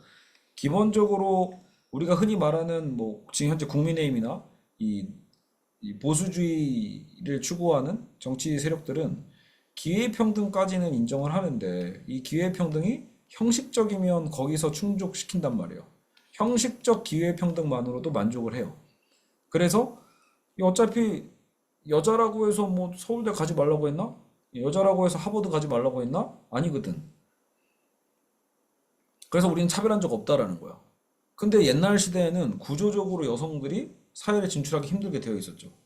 여성이라고 CEO 되지 말라는 그 규칙이 있어요? 없죠. 어떤 사내 내규에도 없죠. 근데 여성 CEO가 왜 압도적으로 적을까요? 그게 바로 저 문제예요. 형식적 기회평등은 실현돼 있기 때문에 결과적으로 여성 CEO가 적다라는 건 그 여자가 능력이 없다는 소리네. 이제 그런 결과가 귀결되는 거거든. 근데 롤즈가 묻는 거지. 야, 그거 사회 회사 내규에는 없는데 그래서 유리천장 이론이 있는 거 아니에요. 예. 보이지 않는 천장 때문에 죽어도 못 올라간다고. 그런 사회 조직 문화가 한두 개인 것 같아요? 엄청 많아, 우리나라 회사 중에. 예. 그러니까 여성들의 능력을 구조적으로 처음부터 제한을 두고 있으면서도 이걸 대놓고 얘기하는 건 이제 시대적으로 천박하니까 쓰지 않을 뿐이에요. 써 있지 않을 뿐. 예. 그래서 우리가 항상 경제적인 통계에서 나오는 거예요. 동일 노동인데도 불구하고 왜 여성의 급여는 남성의 70%밖에 안 되는가? 이게 통계적인 사실이거든. 노동의 직분 똑같아. 근데 왜 여성 노동이 더 떨어지냐고요. 예. 급여가. 물론 여러분 그래도 여성의 적은 여성이에요. 어쨌든 여성들도 자신들에게 주어져 있는 원래 그 불공정성을 바로잡기 위한 어떤 사회적 혜택들이 좀 나오거든. 근데 그 혜택을 악용하시면 안 돼요, 대신. 예. 대표적으로 여성분들 생리휴가 같은 거 있어요. 그거 요즘 학생들 생리 결석도 가능하거든. 예. 나도 딸들을 키우니까 알게 된 게 악용하더라고. 진짜 생리통이 아니어도 그 근거로 아주 편하게 쉴 수 있어요. 예. 그 남자들은 또 그게 없잖아. 그죠? 남자들은 거꾸로 역차별 당하는 거야. 그렇게 되면. 원래는 어떤 거예요? 여성분들도 말이 여성이지 다양성이 있잖아. 여러분들 아시죠? 생리통 여기서 심하신 분 있을 거예요. 거꾸로 생리통이 나는 사실 별로 안 아픈데. 가끔 오히려 아프고 싶은 분이지. 그러니까. 왜냐면 내 친구 중에 아픈 애들은 그걸 이용해서 나름 적재적소에 잘 빠지는데 나 같은 경우는 아프지도 않아. 솔직히 쓰기가 좀 거시기해. 음. 근데도 그거를 엄격하게 뭐 담임 선생님이 확인하겠어요? 회사에서 확인하겠어요? 어디가 어떻게 아픈지. 그러다 보니까 그거를 악용하는 여성분들도 나오게 되어 있어요.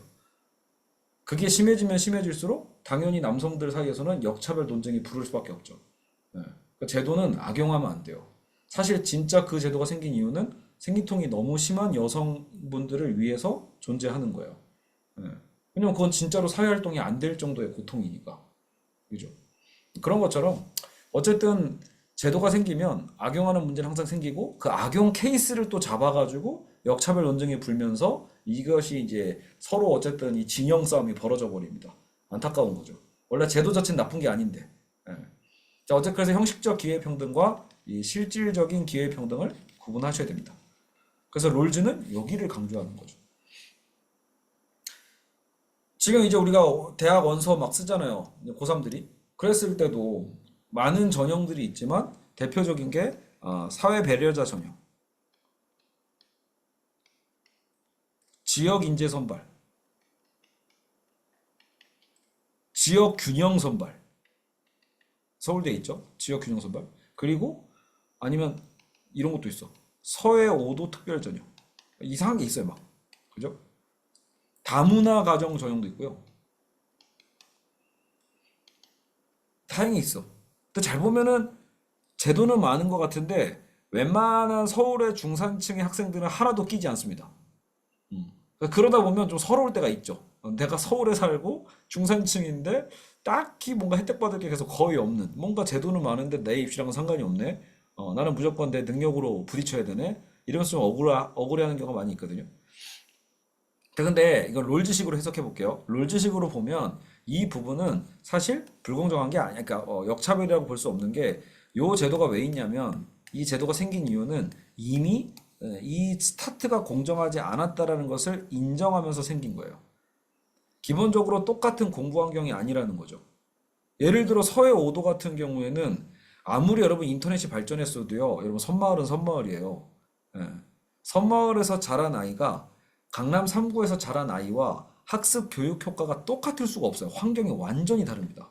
예, 그냥 자극 자체가 없다고 보시면 돼요. 알겠죠? 야, 너 열심히 공부해야 돼.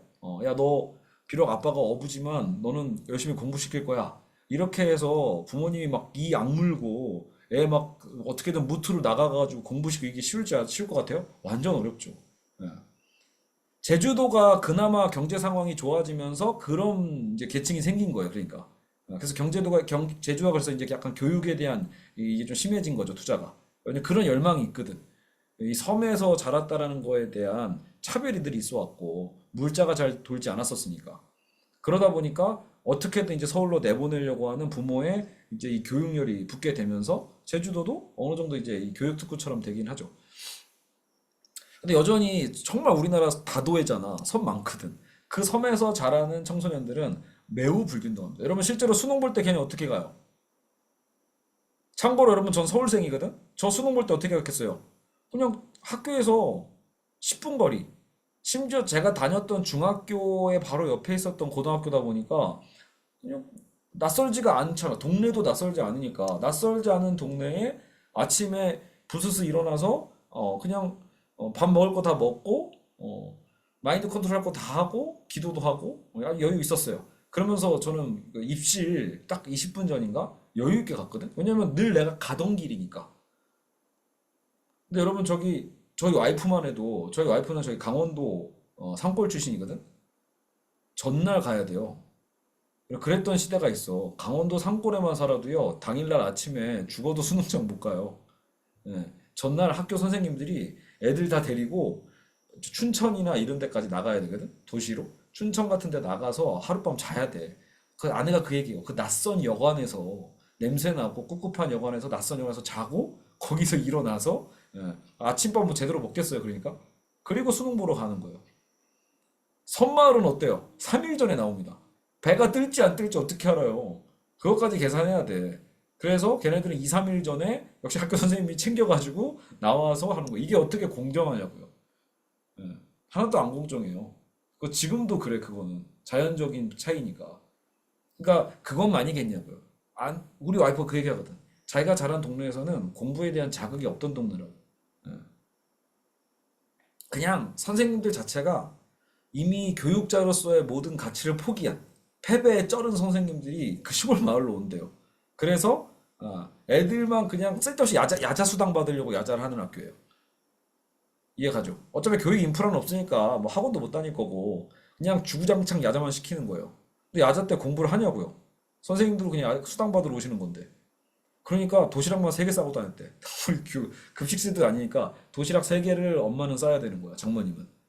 그래서 가져가서 사실 2개만 써도 되는데도 3개 먹었대. 어쨌든 그래서 그걸 주렁주렁 갖고 가서 공부도 안 하는데 밤늦게까지 10시까지 뭐 11시까지 잡아다 두고 그래야 보내주고 완전 비효율적이죠. 저는 오히려 서울인데도 우리는 야자가 9시까지가 금 딱 정해졌어요. 9시 넘어가면 애들 위험하다고 여학생들 위험하다고 저희 때 야자는 무조건 9시까지였어요. 그때 지방 애들은 11시까지 가능했거든. 그러니까 이게 서울 교육감과 이제 지역 교육감 차이긴 한데 저희는 또 학원 얼마든지 다닐 수 있었고 이거 어떻게 똑같냐고요. 그러니까 나도 우리 아내가 살아왔던 이 교육 환경과 제가 서울에서 살아왔던 교육 환경을 따져보니까 너무 다른 거예요. 예. 참고로 여러분 제가 초등학교 때까지는 강남 8학군에 살았거든요. 초등학교 5학년 때까지는. 그때는 뭐 8학군이 뭔지 잘 몰랐지만 제가 뭘 느꼈냐면 제가 강남에 있을 때 성격은 좋아서 반장은 주로 했어요. 친구들한테 인기를 많았으니까 인기 투표잖아. 근데 그건 했지만 공부를 잘하진 않았거든. 그러니까 그냥 저냥 대충 공부를 했는데 그리고 나서 강북 전학 왔더니 바로 1, 2등 하더라고요. 그러니까 그때 제가 처음 느꼈어요. 이 차이가. 나는 그냥 이 학교에서 평균치였는데 강북으로 오니까 갑자기 성적이 순위가 확 돼요. 심지어 그거 중간고사 준비도 안 했거든요. 왜냐면 내가 중간에 전학 오는 바람에 준비를 못 했어요. 와서 한 일주일 만에 시험 봤는데 우리 반에 전교 1등 남자가 있었는데 한 4교시까지인가 채점하는 거 보니까 내가 걔보다 잘하고 있더라고. 그래서 막 난리가 난 거야. 막 걔가 막 엄청 막 견제하면서. 다행히 제가 음악에서만 5개가 틀리는 바람에 갑자기 점수가 확 밀리긴 했어요. 그 덕분에 이제 걔가 1등을 유지하고 제가 2등을 했지만 저의 입장에서 제가 황당한 거예요. 나는 저쪽 다른 학교에서 10등 안에도 못 들었던 것 같은데 왜 그러지? 어안이 벙벙하죠. 그래서 그 어안이 벙벙한 만큼 얼른 제자리를 찾아갔죠. 그래서 저는 거기서도 적응해서 다시 중간으로 강북에서 다시 중간으로 얼른 제자리를 찾아가고 열심히 놀았죠. 그죠? 그 후로 저는 뭐 좋은 정보를 크게 받아봤던 기억이 별로 없어요. 근데 어쨌든 그가 이 환경이라는 게 무섭다라는 거예요. 실제로 제가 그래서 뭘 느끼냐면 이것도 성급한 일반화에 오를 수 있는데 제가 그 초등학교 동창 애들이 우리 때도 다 그 뭐 아이러브 스쿨이나 이런 걸로 만나게 되잖아요. 나중에 동창들 찾기 막 이런 거 하잖아. 한때 유행했잖아. 초딩 동창들 중에 진짜 말썽 피우고 까불었던 놈들, 걔네들 나중에 이제 대학교 들어와서 아이러브 스쿨로 만나니까 걔네들이 보통 다 연고대 가 있더라고요. 그래서 야, 씨, 걔네들 완전히 개가천선했구나 이런 생각이 들었거든. 그때 교년 학교에서 맨날 애 때리고 막 싸우고 이런 애들이었거든. 근데 그러면 그때 반장은 뭐였지? 그때 누가 봐도 똑똑한 애들 있잖아. 진짜 또이또하게 생긴 애들. 걔네는 어디 있지? 또 예의대가 있더라고. 그러니까 그게 그 문화인 거예요. 저 어렸을 때 초딩 동창 애들 다 아예 그 엘리트 코스를 다 그대로 밟았던 거야. 그 동네 살면서 계속 그걸 유지한 거죠. 그래서 가끔 저희 아버지가 계속 후회하세요. 강북으로 이사 가지 말 걸. 안 갔으면 너희들도 바뀌었을 수도 있어. 이런 얘기 하시더라고요.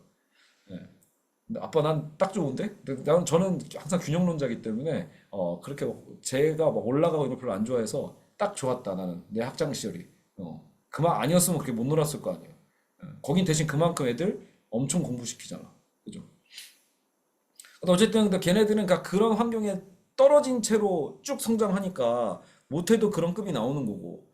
근데 어 제가 고등학교 때는 또 거꾸로 저쪽 약간 그 시장이 좀 많이 형성되어 있는 그런 고등학교로 갔거든. 그랬더니 또 거긴 거기대로 또 성적이 너무 안 좋은 거야. 서울 최하위권이었어요. MB가 나중에 고등학교 줄 세운 적 있어. 고등학교 순위를 다 매긴 거야. 그래서 저는 그때 물론 이제 졸업했을 때인데, 우리 모교는 몇 위지라고 봤더니 190 몇이야. 서울에 고등학교가 한 200개인가 있는데 거의 꼴찌더라고요. 근데 어쨌든 근데 그 차이. 그러니까 나중에 여러분 그거 군대도 다르게 갑니다. 그래서 제 중학교 동창 애들은 거기 학군이 또 괜찮았거든요. 강북에서 좀 좋은 학군이었고 고등학교가 이제 되게 안 좋은 학군이었는데 중학교 동창 애들은 군대도 대부분 늦게 가고 대부분 좋은 곳으로 가요. 근데 이제 고등학교 동창 애들은 뭐 보니까 다 최전방 가더라고요. 그러니까 그런 게 특이한 거야. 어찌 보면. 왜냐면 우리나라는 징집제고 뺑뺑이기 때문에 사실 그게 랜더믹 해야 되는데 랜더믹 하지가 않아요. 군대도 공부 잘하는 애 대우해 줍니다. 더 좋은 부대로 보내주고 게다가 아빠 백이 있으면 아까처럼 면제가 아예 되거나 면제 안 되더라도 아니 통역병이나 굉장히 좋은 보직으로 가요. 그래서 거기서 자기 개발할 수 있게끔. 알겠죠? 이런 차이들 그러니까 여러분 그게 무서운 거야. 부모들이 왜 아이들 학교 때문에 그렇게 빚까지 내가지고 이사 다니는지 그걸 이해할 수 있게 되는 거예요. 그러니까 돌이켜 보면 저는 제가 자라면서 야 환경 같은 거 아무것도 아니야. 다 이겨내면 돼. 열심히 하면 돼. 라고 생각했거든. 근데 마치 어떤 부처님 손바닥 안에서 놀아난 느낌도 없지 않아 있는 거예요. 저는 이제 제가 고등학교가 워낙 안 좋은 학교로 갔으니까 그 안에서 저는 열심히 해서 성공한 케이스긴 한 거예요. 하지만 제 초등학교 때를 기준으로 보면은 가장 못 간 케이스가 또 되는 거예요.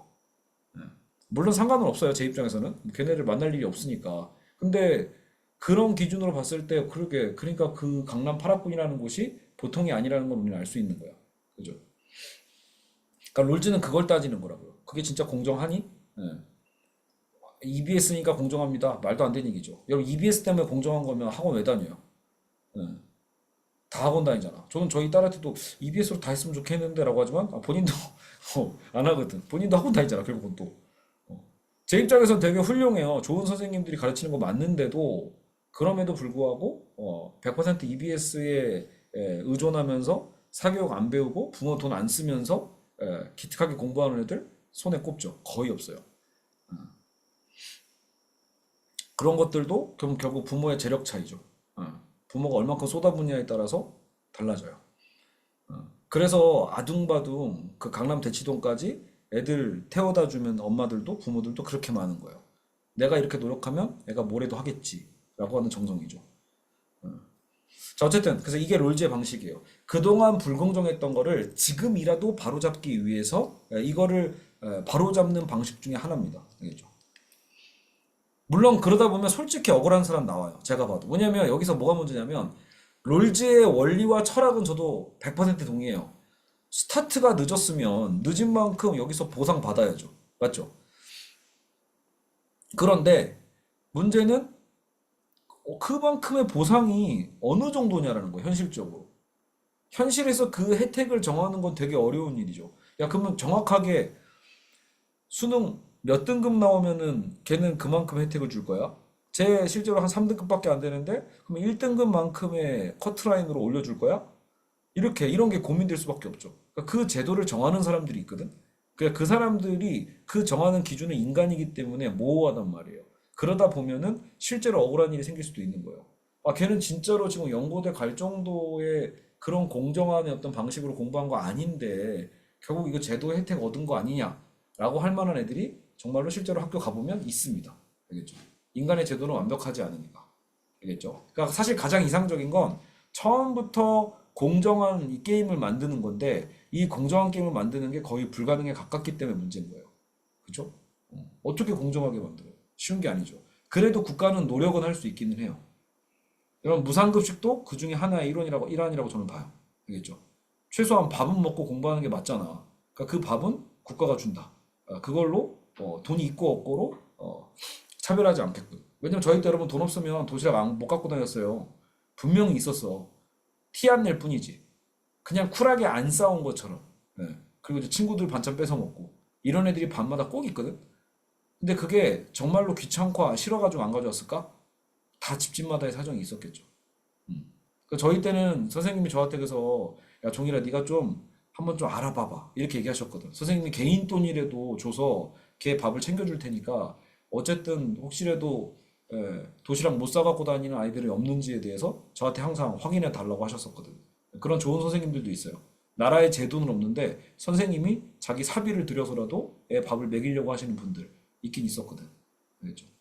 그런 좋은 선생님들은 빨리 찍혀 나가더라고요. 그렇죠. 항상 이게 정의와 싸워야 되다 보니까 학주랑 싸우고 비리와 싸우다 보면 항상 이제 미운 털 박혀 있더라고요. 다 됐죠? 자, 이제 우리는 샌델로 넘어갑니다. 자, 이런 과정에서 롤즈가 이제 이제 1원칙, 2원칙을 얘기하면서 공정성에 대한 원리를 얘기해 왔다라면 샌델 같은 경우에는 자, 공동체주의자예요. 기본적으로 생각을 해보면 샌델은. 근데 샌델이 추구하는 게 공동체주의라고 했잖아요. 근데 이제 이게 이 말이 오해가 좀 불러지는 건 있어요. 공동체라고 하면은 말 그대로 그럼 집단을 무조건 개인보다 우선하는 거. 쉽게 가르치려고 저도 뭐 그렇게 얘기는 했지만 샌델이 학을 띄고 싫어하는 표현이에요. 그게. 야, 나를 제발 공동체주의자로 좀 부르지 말아줄래? 이런 생각 꼭 한다고요. 그러니까 오해가 되니까. 여기서 여러분이 꼭 알아야 될 게 사실 뭐냐면 이제 아리스토텔레스로 가야 돼요. 그러니까 샌델도 아무 근거 없이 본인이 당시에 이 정의론의 거두였던 롤즈를 비판하면서 유명해졌는데 여러분 롤즈를 깔려면 무게감이 있어야 되잖아. 그러니까 그 롤즈를 까기 위한 논거로서 고대의 대철학자인 아리스토텔레스를 끌고 오는 거예요. 그래서 아리스토텔레스가 주장했던 게 바로 이 목적론적인 윤리거든.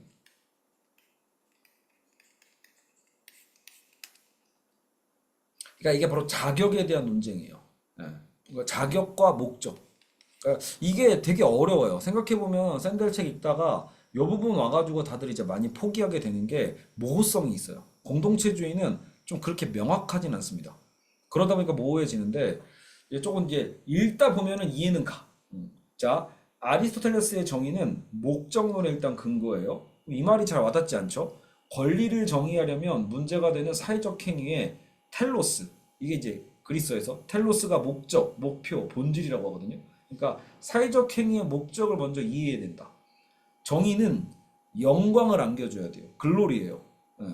그 공동체의 영광을 안겨주는 게 저스티스거든. 어떤 행위의 목적을 이성적으로 판단하거나 논한다는 것은 적어도 어느 정도는 그 행위가 어떤 미덕의 영광과 포상을 안겨줄 것인가를 추론하거나 논의하는 것이다. 너무 어렵죠. 예. 좀 쉽게 얘기합시다. 쉽게 생각해 보면은 결국은 정의가 무엇이냐라고 할 때 그 공동체에서 추구하는 본래 목적이 무엇인가를 먼저 고민해 보라라는 거예요. 그런 거 있잖아요. 야, 우리가 그 뭐야, 영어 스터디를 결성을 했어요. 영어 스터디를 결성했는데 영어 스터디는 안 하고 자꾸 영화 얘기하고 앉아 있고 여행 얘기하고 앉아 있어. 멤버 중에 누군가가. 그랬을 때 이제 우리가 좀 딴소리 하지 말고 우리 스터디에 집중하죠. 라고 했는데 아니 이런 것도 뭐가 문제냐. 이런 것도 다 우리가 또 좋자고 하는 거 아니야. 하면서 막 말싸움이 막 붙었어. 영어도 중요한 거 아니고 여행도 중요한 거 아니냐. 우리 다 같은 젊은 사람들이고 이렇게 막 의견이 맞으면 여행도 같이 가고 좋지 않냐. 막 이러면서 막 붙었어. 그랬을 때 누구의 견해가 옳은가를 따져본다라면 애초에 우리가 왜 모였는가를 따져보라는 얘기예요. 기본적으로 영어 스터디 하려고 모인 집단에서 갑자기 왜 여행 얘기가 나오고 왜 영화 얘기가 나오냐는 거지. 그쵸? 그랬을 때는 어떤 게 옳은 선택인지 우리는 바로 알게 되죠. 그 목적을 물어보면 되는 거예요. 어떤 목적으로 결성되어 있는가? 자, 그리고요. 아까 바로 옆에 있었던 롤즈가 공정성의 원리로 아까 사배자 전형이나 그 서해 5도 전형이나 이런 것들을 공정성의 원리로 그 제도를 옹호해 줬잖아요. 그렇죠? 근데 공동체주의에서는 그 제도에 대해서 역시 옹호할 수 있는데 어떤 근거로 옹호하냐면 역시 마찬가지예요. 여러분 대학의 설립 목표라는 거 읽어봤어요? 잘 안 읽긴 해. 대부분 학생들이 안 읽는데 그나마 우리가 가끔 자소서 쓸 때 가끔 읽어보거든. 처음으로 읽게 되는 거. 예. 보통 그 학교가 추구하는 어떤 목적이 있어요. 그 목적과 철학을 제대로 이해하고 그래도 학업 계획서를 써야지 그런 거 싹 다 무시하고 예를 들어 이런 거 같아요. 정말 황당한 얘기지만 동국대에서 시험 보는데 저는 하나님의 영광을 위해서 공부하고 왔습니다. 딱 봐도 이상하죠. 그거 동국대한테 어필하고 싶은 거예요? 저는 근데 자기 솔직하게 쓴 거야. 자소서 쓰라고 하니까. 그래서 저는 목사님의 자녀로서 늘 하나님의 영광을 위해서 공부해 왔고 그렇기 때문에 저는 이 동국대에 와서도 최대한 주님의 영광을 드러내기 위해서 공부하겠습니다. 라고 썼다 칩시다. 그러면 교수님들이 이 사람은 아주 목표가 정확하구만 라고 하면서 뽑아주나요? 뽑을 수가 없어요. 그러면 그럼 왜 여기 왔지? 야, 기독교 학교 많잖아. 그 수많은 기독교 학교 내비두고 왜 일로 온 거야? 라고 하면서 떨어뜨리겠죠. 딴 데 가세요. 라고 한단 말이에요. 안 어렵죠? 이게 텔로스예요. 그 공동체가 추구하는 목적에는 거기에 근거하는 영광을 주어지는 행동들이 있어야 돼. 차라리 내가 동국대를 갈 거면은 저는 머리를 삭발할 용의도 있습니다. 저는 부처님의 은덕과 공덕을 얼마든지 저는 이 학교 안에서 실행하고 실천하고 싶습니다. 예. 저는 원한다면 반야신경도 외울 수도 있고, 원한다면 저는 인도에도 한번 다녀오겠습니다. 이런 식으로 얘기할 수 있어야죠. 옛날에 저기 동대구여고, 옛날 저희 동네 학교였는데 명성여고라고, 실제로 그거 불교 고등학교거든? 불교 고등학교인데 여고, 명성여고. 그래서 그때 그게 여학생들 그 삭발하면은 장학금 주는 제도 있었어요. 물론 아무도 안 했어요. 아무도 안 했지만 제도에 있었다고 전 들었어요. 그리고 그거 아침 조회 시간마다 그거 명상으로 그거 틀어주거든. 목탁 소리와 함께 그 명상해야 되거든. 예. 근데 그때 대부분 우리 교회 누나들이었단 말이야. 그러니까 그분들은 얼마나 힘들었겠어. 왜냐면 그건 선택하는 게 아니야. 이런 그래서 그거 중요해. 이런 그래서 고등학교가 뺑뺑이가 많잖아. 동네에. 이런 실제로 그거는 헌법재판소에서 위헌 판결을 났어요. 그러니까 고등학교는요 종교를 강요하면 안 됩니다. 알겠죠? 왜? 학생들이 원해서 가는 거 아니거든. 맞죠? 대부분 그 학교에 배치가 되는 거예요. 자기가 지원해서 가지 않는 한. 그럼 배치돼서 간 학교가 너무 강력한 미션 스쿨이어서 맨날 하나님 아버지하고 앉아있고, 그럼 불교 애들은 너무 힘들겠지. 예. 반대로 아까처럼 불교학교 가면은 기독교 애들은 너무 힘든 거예요. 그래서 그거는 예전에 그 헌법소원을 내가지고 쟁취해서 어떤 학생이 이겼어요. 예. 그래서 이제 고등학교는 이거 강요하면 안 됩니다. 종교의 자유가 있기 때문에. 자, 근데 여러분 대학은 달라요. 대학은 뺑뺑이 아니죠. 뺑뺑이 아니기 때문에 아까도 얘기했지만 내가 알아서 학교의 설립 의도 정도는 읽고 가야죠. 연대나 이대 가놓고 왜 여기서 채플이 있나요? 이거 종교자유 이거 너무 침해하는 거 아닌가요? 실제로 그건 진짜 많은 학생들이 얘기하는 얘기거든요. 기독교 학교니까 싫잖아. 왜냐면 나는 솔직히 연대를 종교 생각하고 하는 사람이 있어요? 없어. 아무도 그 종교 생각 안 하죠. 근데 어쨌든 걔네도 미션 스쿨이에요. 언더우드가 만든 학교라고. 그죠? 이화도 마찬가지고. 그러니까 거기에는 나름대로 기독교적인 종교 형식이 있을 수밖에 없어요. 그게 싫으면 안 가면 돼요. 오라고 한 사람 없거든? 근데 거기 가서 이건 종교의 자유 침해라고 백날 얘기한들 그거는 헌재에서 손을 들어줄 수가 없는 거예요. 왜냐면 자유를 침해한 적이 없잖아. 대학교는 여러분이 선택해서 지원하는 거예요. 알겠죠? 원칙적으로. 물론 이제 그때 제가 그런 얘기하니까 어떤 여학생이 그래도 정말 그 미션 스쿨에서 D였었나 봐. 그래서 그게 얼마나 고통스러운데요. 애초에 선택 여지가 별로 없어요. 이런 얘기 하더라고요. 인서울 중에 유독 기독교 학교가 되게 많다고. 그렇게 틀린 말은 아니에요. 은근히 미션 스쿨이 많죠. 여러분 근데 그거 거꾸로 생각해 보면 우리나라가 일제 치하 때 이제 치하 전이죠 사실은 그 1800년대 80년대 우리나라의 선교사들이 정말로 노력을 많이 해서 지은 학교들이긴 해요. 그러니까 이제 조선인들을 깨우치기 위해서 서구에서 많은 노력을 했던 건 사실이죠. 이제 그 학교들이 전통으로 남아서 미션 스쿨이 되게 많은 겁니다. 뭐 여하간 그러니까 그 목적이 무엇인가를 따지는 게 일단은 기본적이다. 공동체주의는. 그러니까 무조건 다수고 집단이니까 중요해 이런 게 아니고요. 야, 인원이 깡패야 이런 얘기 아니에요. 그거 오히려 공리주의에 가깝잖아. 그런 식이 아니고 그 공동체가 추구하는 본래 목적이 무엇인가 이걸 따져보는 거예요. 아까처럼 스터디의 본래 스터디의 본질과 목적이 무엇인가? 혹은 학교의 본래 목적이 무엇인가? 병원의 본래 목적이 무엇인가? 이런 걸 따지는 거예요. 그럼 거기에 맞는 삶이 있거든. 맞는 행동들이 있고. 그렇죠? 근데 여기서 이제 우리가 또 따져야 되는 게, 근데 아리스토텔레스는 우리에게 그 좋은 삶에 대한 이야기를 하거든. 그 목적 중에. 그럼 인간은 왜 살아야 되는가 이랬죠. 궁극적으로. 인간의 삶은 왜 살아야 하는가? 인간은 이 좋은 삶을 살기 위한 거예요. 여기서 약간 어떤 냄새가 나냐면 공리주의 냄새가 좀 나죠. 공리주의도 좋은 게 옳은 것보다 더 우선한다고 했잖아. 그쵸?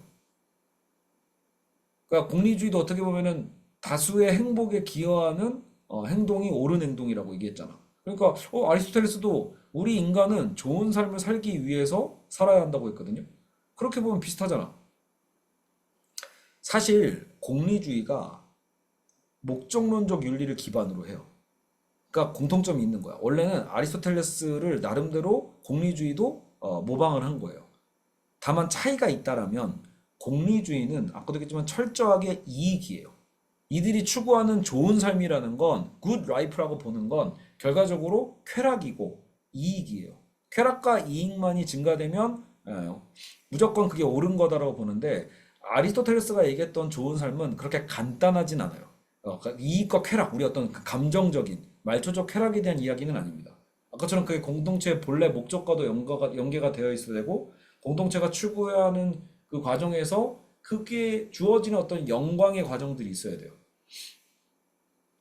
여기서 이제 그 샌델이 주로 사례로 든 것 중에 저는 그게 제일 쉬웠던 사례였던 것 같거든. 그 최고의 플루트는 누구에게 돌아가야 되는가? 그런 사례가 있어요. 악기 있죠, 악기. 플루트는 누구에게 돌아가야 되는가?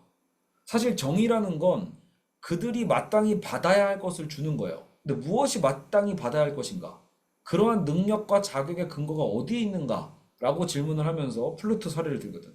최고의 플루트는 최고의 연주자에게 돌아가야지 최고의 부자에게 돌아가면 안 되죠. 최고의 악기가 경매에 나왔어. 경매의 원리는 뭐예요? 자본의 원리거든. 거기다가 가장 많은 돈을 투여하는 사람이 가장 간절히 바란다라고 해석을 해버리죠. 어. 근데 사실 악기를 하나도 못 다루는 사람, 이 사람은 그냥 악기 애호가여가지고 악기를 그냥 벽에 걸어두는 것만으로도 막 쾌락을 느끼는 사람이야. 그래서 쾌락을 느끼는 부자인데 그 부자는 거기다가 경매를 해가지고 그 고급 플룻을 내 걸로 만들었어. 그러면 공리주의는 그 결과에 대해서 반론을 제기하지 않죠. 왜냐하면 여기서 말하는 다수의 행복이라는 건 오히려 그 부자가 투여한 돈에도 들어가 있거든. 저렇게 비싼 돈을 투자했다는 얘기는 그 사람의 이 악기를 통해서 얻게 될 행복이 그 누구보다 크기 때문에 돌아간 거다. 이렇게 보는 거거든요. 근데 왜 최고의 연주자에게 돌아가야 된다? 그게 플룻의 탄생 목적과 맞아떨어지잖아. 플룻은 애초에 왜 만들어졌다? 연주되기 위해서 만들어진 거지, 악기가. 무슨 벽에 걸리기 위해서 만들어지진 않았잖아요. 스트라디바리우스를 비싸게 경매받아 놓고 그냥 벽에다 걸어놔. 사람들에게 자랑해. 이게 400년 된 바이올린이요. 한번 연주해 주시죠. 연주는 못하고. 그럼 저기 여기 잘하는 사람 있는 전공자 있는데 한번 켜보라고 할까요? 안 돼요. 비싸. 함부로 만지지 마시오. 그냥 보시오. 이러는 순간 여러분 그 명악기는요 썩는 거예요. 가치가. 맞죠? 그러니까 이 명품 악기는 누구에게 돌아가야 된다? 최고의 연주자에게 돌아가야 된다.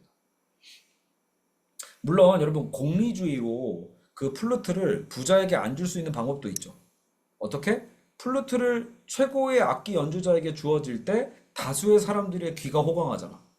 최대 다수 최대 행복의 원리에 의해서도 사실은 좋은 악기는 좋은 연주자에게 가야 되는 거 아닙니까? 라는 식으로 해서 아까 그 경매 방식에 대해서 반론을 제기할 수는 있어요. 똑같이 공리주의로도 이해 갔죠? 하지만 공동체주의는 그 근거로 찬성하는 게 아니라는 거예요. 알겠죠? 최대 다수의 많은 사람의 귀를 호강하게 해주니까 그래서 이건 정당하다 그 뜻이 아니고 악기가 만들어진 본래 목적에 맞기 때문에 찬성해 주는 거예요. 최고의 악기는 최고의 연주자에게 돌아가야죠. 이러한 추론 방식을 목적론적인 추론이라고 보통 불러요. 이게 그 고대 학자들은요, 실제로 그런 목적론적인 그 사고방식을 많이 갖고 있었어요. 음. 그리고 이게 언제 약화되냐면 우리가 이제 근대를 늘 배웠잖아요. 근대 이성의 시대를 지나게 되면 그때부터는 자연과학과 과학, 이 자연의 법칙을 중시하죠. 여러분, 자연의 법칙은 이 목적론적인 추론을 비과학적이라고 싫어하거든. 철저하게 어떤 원인이 발생하면 그 원인에서 어떠한 결과가 정확하게 그 인과적으로 드러나야 되는 거지. 저 목적론적인 추론 방식으로 야 너는 이렇게 하기 위해서 태어났어. 어? 야 너는 사랑받기 위해 태어났으니까 너는 사랑만 받아야 돼. 뭐 이런 식으로 얘기하는 원리거든. 그래서 그 근대 철학 이후로는 이 목적론적인 윤리를 되게 비논리적이라고 비난을 많이 합니다. 그래서 샌델이 그런 얘기를 해요. 과학과 이론의 영역에서 목적론적인 추론이 이제 어쨌든 그 비과학으로 치부되기 시작하다 보니까 윤리적인 측면에서도 이 목적론적 윤리가 퇴색되기 시작했다라는 거예요. 어찌 보면. 그러니까 그 공동체의 본래 목적이 무엇인가를 따지는 방식보다는 차라리 감정을 지우는 거야. 우리가 칸트와 롤즈를 칸트와 롤즈에 대해서 그래서 샌델이 어떻게 보통 규정을 많이 하냐면 그냥 이건 권리 개념으로만 얘기해요. 예. 그 공동체의 본래 목적이 무엇이고 영광이 무엇이고 미덕이 무엇이고 이런 걸 따지지 말고 그냥 철저하게 그게 개인의 권리에 기반하는가 안 하는가 약간 좀 무감정적인 측면이에요. 그렇게 이해하셔야 됩니다. 실제로 샌델이 그렇게 공격을 많이 해요. 그러니까 칸트와 롤즈는 그게 없잖아. 인간으로서의 감정이 없잖아. 이걸 비판을 많이 합니다. 알겠죠? 여러분 그 존엄성 논거를 우리가 공부하다 보면 존엄성도 감정 아닌가? 이렇게 착각할 때가 있어요. 그래서 우리가 왜 칸트 논거 듣다 보면 좀 감동적할 때가 있잖아. 아, 인간의 존엄성을 저렇게 생각해 주는구나 이렇게. 근데 그게 여러분 감정과 아무 상관없어요. 존엄성 논거는 감정이 아닙니다. 알겠죠? 아까 불쌍함이 아니라고 그러니까. 어머 저 할머니 불쌍해. 이거 아니에요. 그거 긍휼이에요. 긍휼. 그건 감정적 요인이고 칸트와 롤즈가 얘기한 건 그냥 불쌍한 거와 아무 상관없어요. 예. 그게 아니고 인간으로서의 존엄성의 가치가 훼손되는 게 있으면 그건 무조건 안 된다고 얘기하는 것뿐이에요. 원리 원칙을 따지는 거고 인간의 자유와 권리를 따지는 게 칸트와 롤즈다. 그래서 되게 무감각적이고 감정이 없다라고 하면서 샌델이 비판을 많이 합니다. 왜냐하면 정작 우리의 현실의 삶에서는 굉장히 감정에 의해서 판단해야 될 때가 많거든. 특히 이 공동체가 추구하는 어떤 감성이라는 게 있어요. 아까 대학 문제 다시 봤을 때, 자, 대학이 추구하는 본래 목적이 무엇인가? 대학이 추구하는 미덕이 무엇인가? 그거를 볼 때, 여러분, 어떤 대학도요, 수능 점수만으로 그 대학의 설립 목표를 정한 학교 본 적 없을 겁니다. 아무 학교나 열어보세요. 설립 목표에 떡하니, 우리 학교는 최고로 수능 점수 좋은 애를 뽑는 게 이 학교의 설립 목표다. 우리는 점수 지상주의다. 이렇게 천박하게 얘기하는 바뀌었어요? 없죠. 말로라도 설령 거짓말이더라도 말로라도 우리는 이 나라의 영광을 빛낼 수 있는 이 나라의 우수한 인재를 선별하고 이 사회를 더 좋게 바꿀 수 있는 그 좋게가 무슨 좋게인지 잘 모르겠지만 어쨌든 좋게 바꿀 수 있는 그런 우수한 인재를 뽑고 싶습니다. 뭐 이렇게 쓴단 말이에요. 설립 의도에. 그렇죠? 그러니까 미국에서도 그런 그 판결이 많이 나온단 말이야. 백인 애들이 역차별이다. 야, 왜 저 흑인과 히스패닉 애들이 나보다 SAT 점수가 훨씬 낮은데 난 왜 떨어지고 쟨 왜 붙었냐. 이거 불공정하다. 라고 해서 오히려 역차별이라고 해서 소송을 걸거든. 그랬을 때 아까처럼 롤즈식의 근거로도 이걸 패소시킬 수는 있어요. 너가 이미 많은 혜택을 얻어왔었다라는 그 근거로. 이건 아까 우리 이해했죠? 그러니까 쟤네들은 이미 불공정한 경쟁을 했기 때문에 거기에 대한 보상의 혜택으로서 이미 그것을 충족하고도 남았다. 그러니까 당장 지금의 점수는 네가 더 높은지 모르겠지만 쟤네들이 이미 저 점수를 얻기까지의 한 노력은 너보다도 더 많았다라고 우리는 판결을 판단할 수 있다. 라는 식으로 얘기하는 게 롤지식이었잖아. 알겠죠? 그 불공정성을 바로잡는 거니까. 샌델 거는 좀 더 간단해요. 샌델은 뭐라고 하냐면 야 그거 너가 학교 설립부지 안 읽은 거 아니야? 이렇게 보는 거죠. 설립부지를 들이밀면 돼요. 야 어디에도 SAT 점수가 더 높은 애 뽑는다는 건 여기 없어. 학교 내규에. 우리 학교의 설립 목표에는 다양성 인재를 키우겠다는 얘기가 꼭 있어요. 미국 대학은 그게 진짜 있습니다. 다양성 인재. 예. 우리는 공부 잘한다고 백인으로 그득그득한 그런 학교를 만들고 싶지 않아. 우리 학교는 필연적으로 이 사회는 걔네가 다문화 사회잖아. 필연적으로 우리는 흑인도 있어야 되고 히스패닉도 있어야 되고 여성도 있어야 되고 장애인도 있어야 돼. 그 학교에는. 그래야 학생들이 공부를 하면서 그 다양성을 배울 수가 있죠. 학교의 설립 목표가 이 사회 다양성에 기여할 수 있는 인재를 키운다라고 그 목적이 명확하게 써 있으면 수능 점수로 뽑을 이유가 없는 거예요. 그렇죠? 그러면 당연히 패소인 거야. 학교는 잘못한 게 없죠. 아까도 얘기했잖아. 야, 네가 우리 학교 종교를 알고 왔어야지. 그거 똑같은 말이에요. 그 본래 목적을 살펴보지도 않고 왜 네가 수능 점수 좋으면 당연히 붙여줄 거라고 생각했어? 너 참 이상하다. 이렇게 얘기하는 거예요. 여러분, 그래서 우리가 만점 가까이 받아도 의대 떨어지는 애들 있죠. 그 왜 떨어지겠어? 예. 보통은 붙여주는 것 같죠? 무조건 만점이라 붙여주는 거 아니야. 390점 넘어서 우리 때도요. 제 친구가 두 문제가 틀렸거든? 그래서 가나다라를 다 의대 썼는데 다 떨어졌어. 왜 그러겠어? 인성이 그지 같거든. 말이 내 친구지. 솔직히 인간이 좀 재수가 없거든? 학교가 정확하게 사람을 알아보는 거죠. 예. 중요한 거야. 어찌 보면요. 걔 그래서 재수했잖아. 바보같이. 하나만 딴 거 썼어도 그냥 어디 서울대든 어디 아무거나 들어가 되는데 그냥 괜히 이제 의대에 집착하다가 재수했죠. 물론 다음에 갔어요. 또 의대를. 결국 갔는데 어쨌든 그런 경우가 나오죠. 자, 어쨌든 이제 별로 시간이 없으니까. 그래서 여기서 이제 저는 그래서 그 샌델 외울 때 저는 두 가지로 공부했어요. 아, 그래서 샌델은 그래서 아리스토텔레스의 이 공동체의 본래 목적이 무엇이냐라고 하는 그 목적론적 윤리를 일단 추구했고, 플러스 이것만으로 얘기하면 너무 단순하죠. 플러스 또 뭐가 있냐? 공화정. 근데 공화정이 좀 헷갈리잖아. 우리가 흔히 말하는 민주 정체를 얘기해요. 민주 정체긴 한데 여기서는요 단순히 그 다수결의 민주주의를 얘기하는 게 아니고요. 엄밀하게 하면 이건 정치의 영역이라는 거 볼 수 있어요. 그러니까 더 혼동스러운 얘기겠지만 롤즈란다. 샌델 같은 경우에는 그러니까 우리가 이 정치의 목적이 무엇인가를 따진다면요. 우리가 알고 있는 흔한 정치는 그냥 권력 투쟁이잖아. 근데 사실은 정치라는 원래 본래 아리스토텔레스가 했던 정의는 뭐냐면 좋은 시민을 양성하는 거거든. 정치는 왜 한다? 좋은 시민을 양성하고 좋은 자질을 배양하기 위해서 정치가 있는 거예요. 그러니까 이 공동체주의라고 했잖아. 여러분 정치라는 건 공동체를 기반으로 해요. 이미 정치 공동체. 우리가 그 공동체 안에서 정치 행위를 통해서 끊임없이 좋은 시민의 자질을 키워 나가는 게 매우 중요하다고 보는 겁니다. 알겠죠? 정치의 목적은 시민으로서의 바른 미덕을 키우는 거예요. 그러기 때문에 그 말이 되게 추상적이잖아. 그래서 아리스토텔레스가 또 뭘 강조하냐면 이 교육과 실천을 강조하는 거예요. 그러니까 이건 머리로만 안다고 되는 게 아니야. 좋은 시민이 되려면 실제로 우리는 삶에서 실천하고 익숙하게 몸으로 익혀야 돼요. 알겠죠? 그래야 뭐랄까 저는 그래서 이런 이미지가 갖춰지더라고요. 아 그러면 저 정치의 영역에서 우리가 좋은 시민이 되고자 하는 이제 그 노력들이 연계가 되는 거잖아요. 그 얘기는 한편으로는 우리가 어릴 때 배웠던 도덕 교과서 있죠. 도덕 교과서. 그러니까 그게 떠오르더라고. 왜냐하면 여러분 학교에서 도덕 시험 보면은 사실 잘 안 틀리죠. 예. 윤리는 틀리지. 윤사와 도덕은 좀 다르죠. 도덕이 어릴 때 배우잖아. 도덕 시간 공부하다 보면 좀 이상하지 않았어요? 대체적으로 다 맞는 소리 하면은 답이지. 우리가 보기에 이게 맞는 소리 하는 게 답이니까 나는 어릴 때도 이거 뭐하러 가르치지? 이런 생각 들었거든. 예. 뻔한 얘기니까. 시험 문제로 나오면.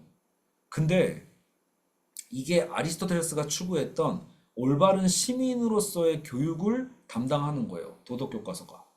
보편적인 교육이어야 돼. 그러니까 이건 저는 솔직히 제 스스로도 가정교육 잘 받았다고 보거든요. 그러니까 이미 학교 가면요. 가정에서 어느 정도 이 도덕교육은 다 일어나요. 아까처럼 여러분 중에 도덕 시간 배우면서 아, 이게 이러는 거였어? 길가에 쓰레기 버리면 안 되는 거였어? 이거 놀래는 사람 있어요? 있으면은 부모님이 진짜 대충 가르쳤다는 얘기야. 애를 잘못 키웠다는 얘기지. 예. 아, 친구 반찬은 뺏어 먹는 게 아니었어? 아, 내가 필요한 돈은 좀 슬쩍해도 되는 거 아니었어? 이거를 도덕 교과서에서 처음 배우는 애가 있으면 그 가정교육이 심각하게 망가졌다는 얘기거든? 근데 누군가는 그럴 수 있죠. 여러분 생각해 보세요. 우리 지금 공교육을 얘기하잖아. 왜 보편교육이에요? 대부분은 가정교육을 통해서 그런 도덕성을 다 배우고 옵니다. 하지만 모두가 배운다고 할 수 없고요. 모두가 그 영역을 다 안다고도 볼 수 없어요. 그렇기 때문에 누군가는 부모가 부재할 수도 있고요. 부모가 사악한 사람일 수도 있단 말이야. 근데 그런 애가 전혀 이 올바른 시민으로서의 가치가 무엇인지 전혀 학교에서 배우지도 못하게 되면 걔는 사회 나가서 어떻게 될까요? 우리가 흔히 말하는 악한 자가 되는 거예요. 여러분, 근데 뭐가, 제가 생각해봤는데 뭐가 끔찍하냐면, 그렇게 도덕 교육을 받지 않은, 올바른 시민으로서의 교육을 받지 않은 애가 나중에 친구를 괴롭혔어요. 친구를 괴롭혔으면, 자, 선생님이든, 나라가 됐든, 경찰이 됐든, 그걸 제재하겠죠. 야, 그거 하지 마. 너 왜 그랬어? 걔 왜 때렸어? 라고 했을 때, 그 가해자가요, 반성조차 할 수 없게 돼요. 이러고 되게 중요한 개념이거든. 도덕을 배우지 않으면 옳고 그름을 판단조차 할 수 없게 돼요. 이 시민으로서의. 이건 존엄성만으로 되는 게 아니에요. 왜냐면 칸트의 존엄성 논거는 이 너무 보편적이지만 우리가 여기서 말하는 도덕은 우리 현실에서 다양한 규범까지 가르친단 말이야. 현실에서. 그죠? 올바른 시민이 해야 될 자세에 대해서.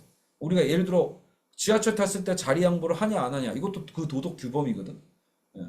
그 사회 공동체에서 살아가려면 필수적인 것들이죠. 그런 상식적인 도덕의 규범과 센스가 부족하면 사회생활이 돼요, 안 돼요? 안 돼요. 그러니까 모두가 다 그런 교육을 의무적으로 보편적으로 받아야만 하는 거예요. 예. 대다수의 학생들은 필요가 없어. 집에서 교육을 잘 받았을 테니까. 하지만 그 소수의 누군가를 위해서라도 다 해야 돼요. 왜냐하면 그 소수가 공백이 생겨버리면 나중에 사회적인 범죄자가 됐을 때요. 얘는 처벌조차 못해요. 여러분, 처벌의 핵심이 뭐예요? 무조건 격리하는 게 처벌이 아니죠.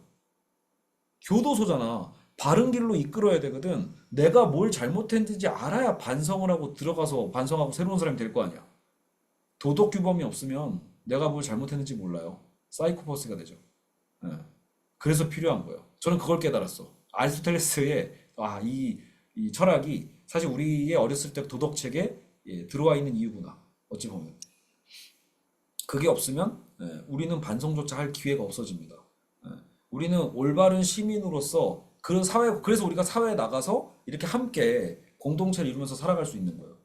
그 커먼센스의 상식이 사라져버리면 완전 엉망진창이 되는 거죠, 사회는. 그래서 우리에게는 정치의 영역이 필요하고 공동체가 필요하다. 이렇게 볼 수 있고요. 아, 벌써 37분이네요. 45분까지만 합시다. 자, 그러면 사례 몇 개만 좀 얘기를 할게요. 왜냐면 샌델의 사례에서 가장 와닿는 게 또 뭐냐면 이런 거야.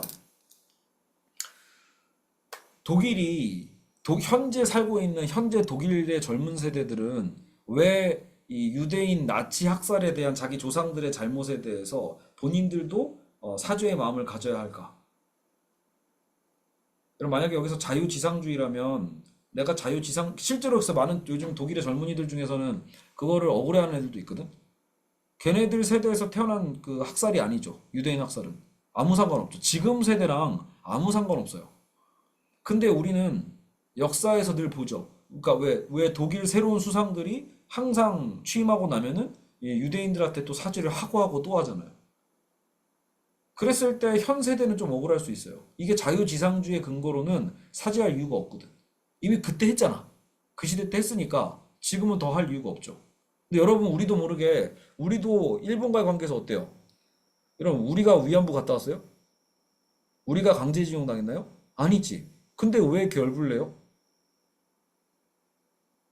이게 되게 중요한 논거예요. 마이클 샌델의 논증 중에 가장 강력한 게 뭐냐면 자유지상주의나 공리주의나 칸트의 뭐 롤즈나 이런 뭐 공정성의 논리 아무리 백날 얘기해도 설명할 수 없는 이런 감정이 있다라는 거예요. 그죠? 여러분, 앞에서 우리가 배웠던 이론으로 이건 설명이 안 돼요. 우리가 왜 화가 나냐고. 내 할머니도 아니잖아, 심지어.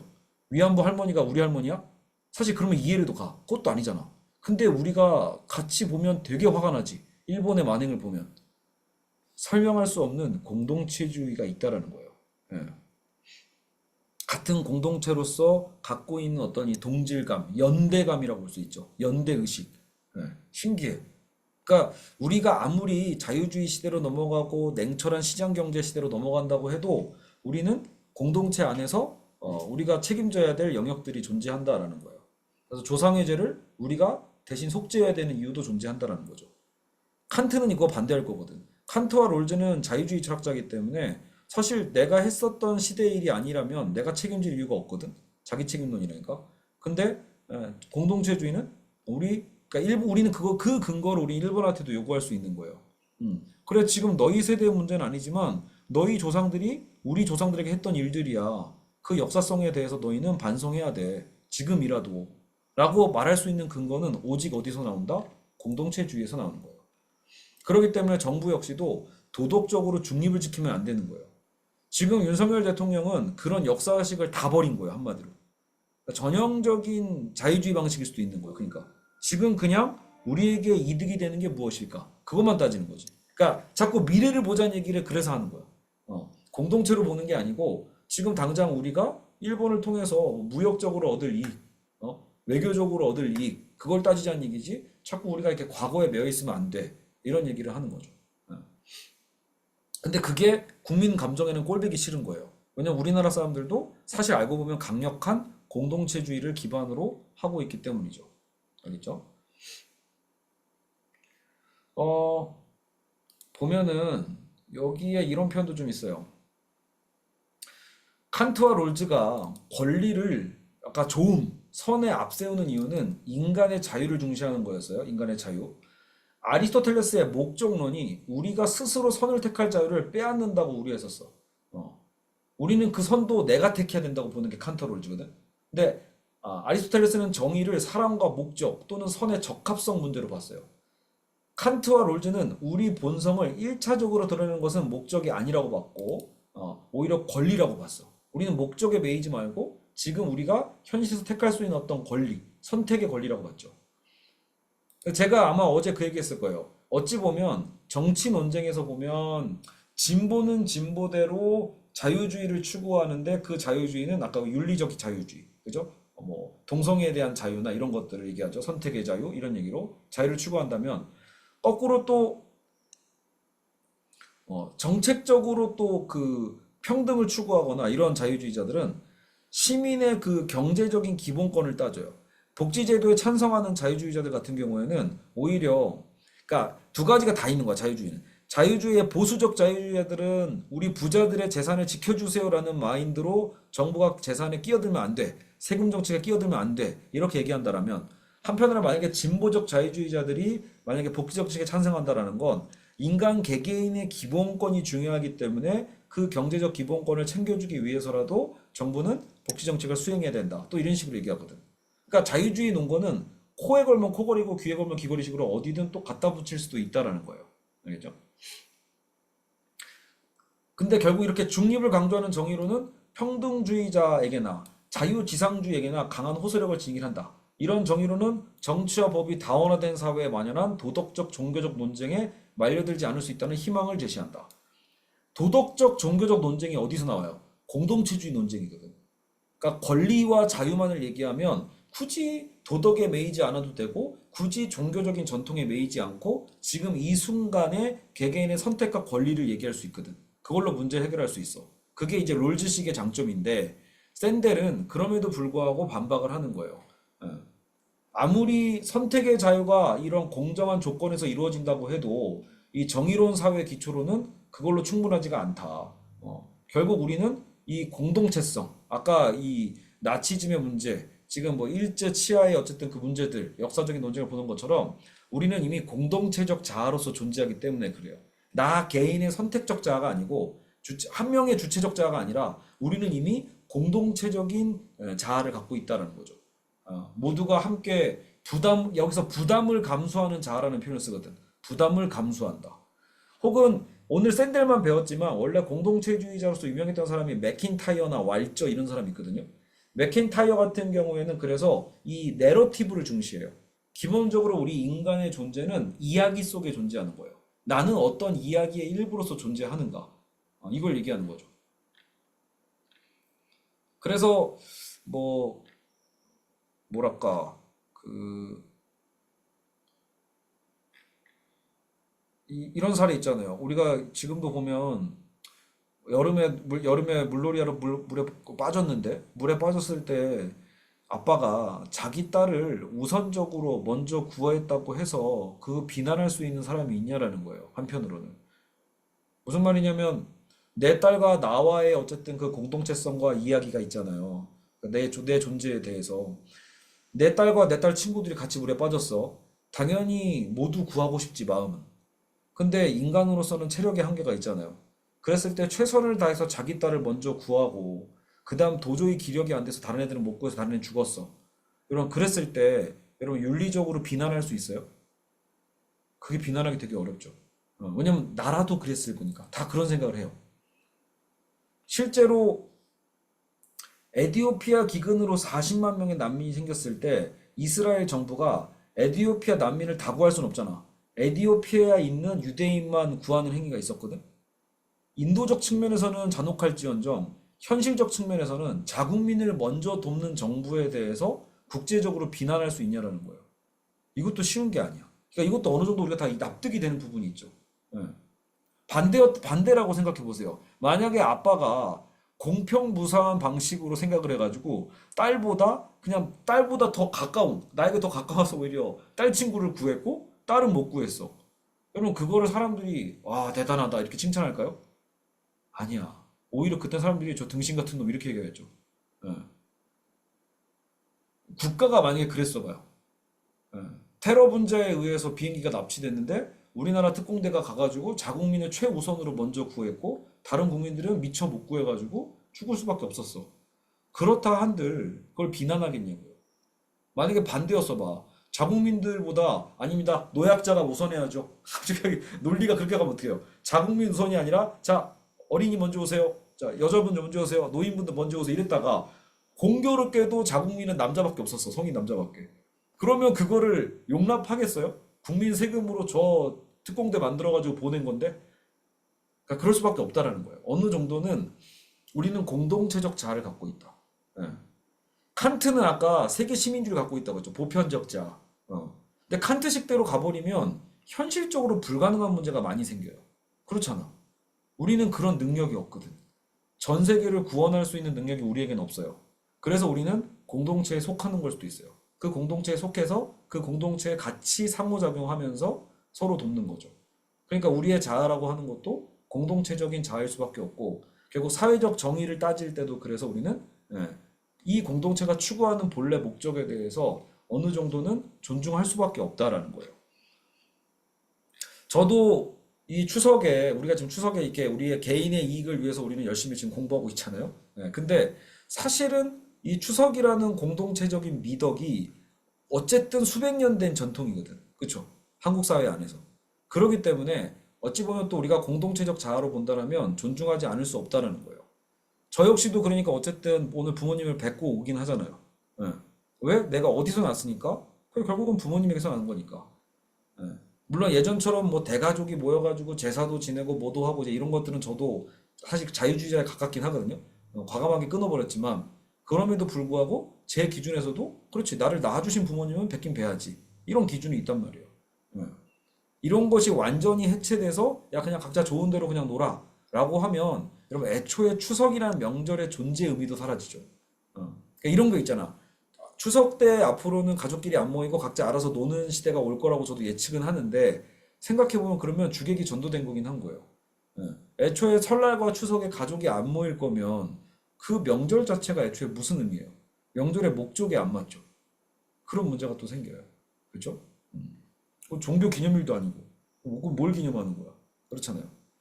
그냥 거기서 해외여행 가는 날, 그냥 우리 가족끼리만 놀러 가는 날 이러면 좀 이상하잖아요. 그렇죠? 그러니까 인간은 공동체적 자일 수밖에 없다라는 꽤 강력한 근거를 얘기하고 있고, 예. 마이클 샌델이 그래서 그 미국 대통령도 누굴 좋아하냐면 오바마를 좋아합니다. 왜냐면 오바마의 연설에는 미국의 원래 그 창립 정신이 있어요. 미국이 설립될 때 대부분이 어떻게 보면 미국은 기독교 정신이죠. 그러니까 그 기독교의 어떤 종교적 가치와 그 공동체의 영광에 대해서 끊임없이 외치는 사람이 오바마거든요. 근데 반대로 이제 트럼프 같은 대통령은 무조건 이제 실리만을 챙기잖아요. 이익과 실리만을 챙기기 때문에 사실 이 공동체적 가치에 대한 그런 개념이 없는 거예요. 그래서 이제 샌델이 딱 봐도 아, 오바마를 좀 좋아하는구나. 아, 그리고 트럼프는 싫어하겠구나. 이런 건 바로 보일 수 있습니다. 알겠죠? 자, 오늘 너무 늦었으니까 오늘 이제 이론 수업은 여기까지 해서 샌델까지 해서 마무리를 하도록 하겠습니다. 알겠죠? 자, 오늘 질문 있을까요? 좀 어렵긴 어려웠죠? 네, 이리 씨. 저 두 가지만 질문 드리고 싶은데요. 첫 네. 번째는 그 롤즈가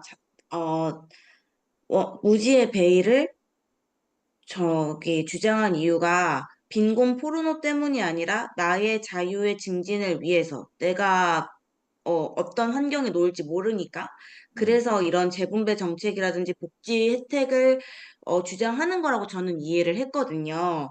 네. 그런데 나의 자유를 증진하기 위한다라는 말조차도 음, 공리주의처럼 약간 이익을 원하는 게 아닌가라는 생각이 들었어요. 그러니까 샌델이 샌델이란다. 죄송합니다. 롤즈가 약간 공리주의 쪽의 사람은 아닌데 음, 주장하는 그 느낌이 이 사람도 결국엔 공리주의처럼 이익을 원하는 거 아닌가? 왜냐면 이 사람도 나의 자유의 증진을 위해서 하는, 그러니까 그런 재분배 정책을 원한 거니까, 음. 라는 게 첫 번째 질문이에요. 일단은 기본적으로 이 자유를 추구하는 것을 이익을 추구한다라고 이퀄로 하는 순간 그렇게 이제 1인 씨의 의문이 생길 수 있게 되기는 하는데 어찌 보면은 자유주의자들은 내 자유의 선택을 할 수 있다라는 그 자체의 의미를 더 둘 수 있어요. 그러니까 내가 자유롭게 선택한다고 해서 어떤 이익이 생길지 어떤 고통이 생길지 사실 모르거든요. 그러니까 그것까지 열어두셔야 됩니다. 그러면은 그게 겹치지 않게 돼요. 그러니까 만약에 그런 식으로 해석하게 되면 당연히 피할 수 없죠. 너의 자유의 음, 선택이라는 것도 결국은 너의 이익 아니야? 이렇게 얘기하게 되고. 근데 그러면 내가 그걸 알았어. 그럼 나 그럼 자유 포기할게. 나 그냥 공동체의 습성대로 그냥 복종할게. 라고 한다 칩시다. 그러면 너 공동체에 복종하겠다는 얘기는 결국 너의 이익을 추구하겠다는 얘기 아닌가? 그 공동체 안에서? 이렇게 해석해도 또 맞는 말이거든요. 그러니까 음, 이익을 어디다 갖다 붙이냐에 따라서 얼마든지 그게 오용될 수 있는데 자유주의는 말 그대로 가치 중립적으로 보는 게 좀 더 맞아요. 그러니까 아예 내가 어떤 성향과 취향을 갖는 개념이라기보다 그래서 내가 어떤 이익을 얻겠다는 얘기보다는 일단 기본적으로 내가 궁극적으로 선택할 수 있는 자유가 있는가. 그래서 롤즈도 자유주의자로서 어떻게 보면 자유지상주의자들도 찬성할 수 있는 근거를 댄 거예요. 무지의 베이리아의 이론을 써줘야 결국은 내가 단순히 어떤 타인의 어떤 이익이나 복지를 위해서 이런 선택을 한다라기보다는 철저하게 그것이 결국은 나의 선택의 어떤 증진을 위해서라도 필요하다는 얘기죠. 물론 거기다가 궁극적으로 이제 후발적으로 이익을 갖다 붙일 수 있어요. 내 자유가 생겨야 그 내 자유 안에서 결국 나의 이익도 추구할 수 있는 거니까. 그렇죠. 이제 그런 방식인데 그것 때문에 꼭 그렇게 또 생각하실 필요는 없습니다. 네. 그리고 하나만 더 질문을 드리면, 칸트랑 롤즈 말씀하시면서 그 독일이 한 그런 어떤 만행에 대해서 칸트와 롤즈는 내가 겪은 일이 아니기 때문에 사과하지 않을 거다라고 말씀을 해주셨는데요. 그 칸트와 롤즈는 어쨌든 인간의 존엄성을 굉장히 객관적으로 중시한 학자인데 왜 사과하지 않을 거라고 생각을 할까요? 일단은 그 행위가 잘못됐다라는 것은 당연히 동의하겠죠. 존엄성을 훼손했으니까. 그렇죠? 네. 근데 그걸 왜 내가 사과하냐의 문제는 별개 문제죠. 그냥 음, 그 내가 안 죽였잖아. 만약에 내가 죽인 거면 당연히 사과해야죠. 근데 내가 아니고 우리 할아버지고, 아니면은 우리 조상들이 한 거잖아요. 그러니까 지금 그게 논쟁의 포인트였죠.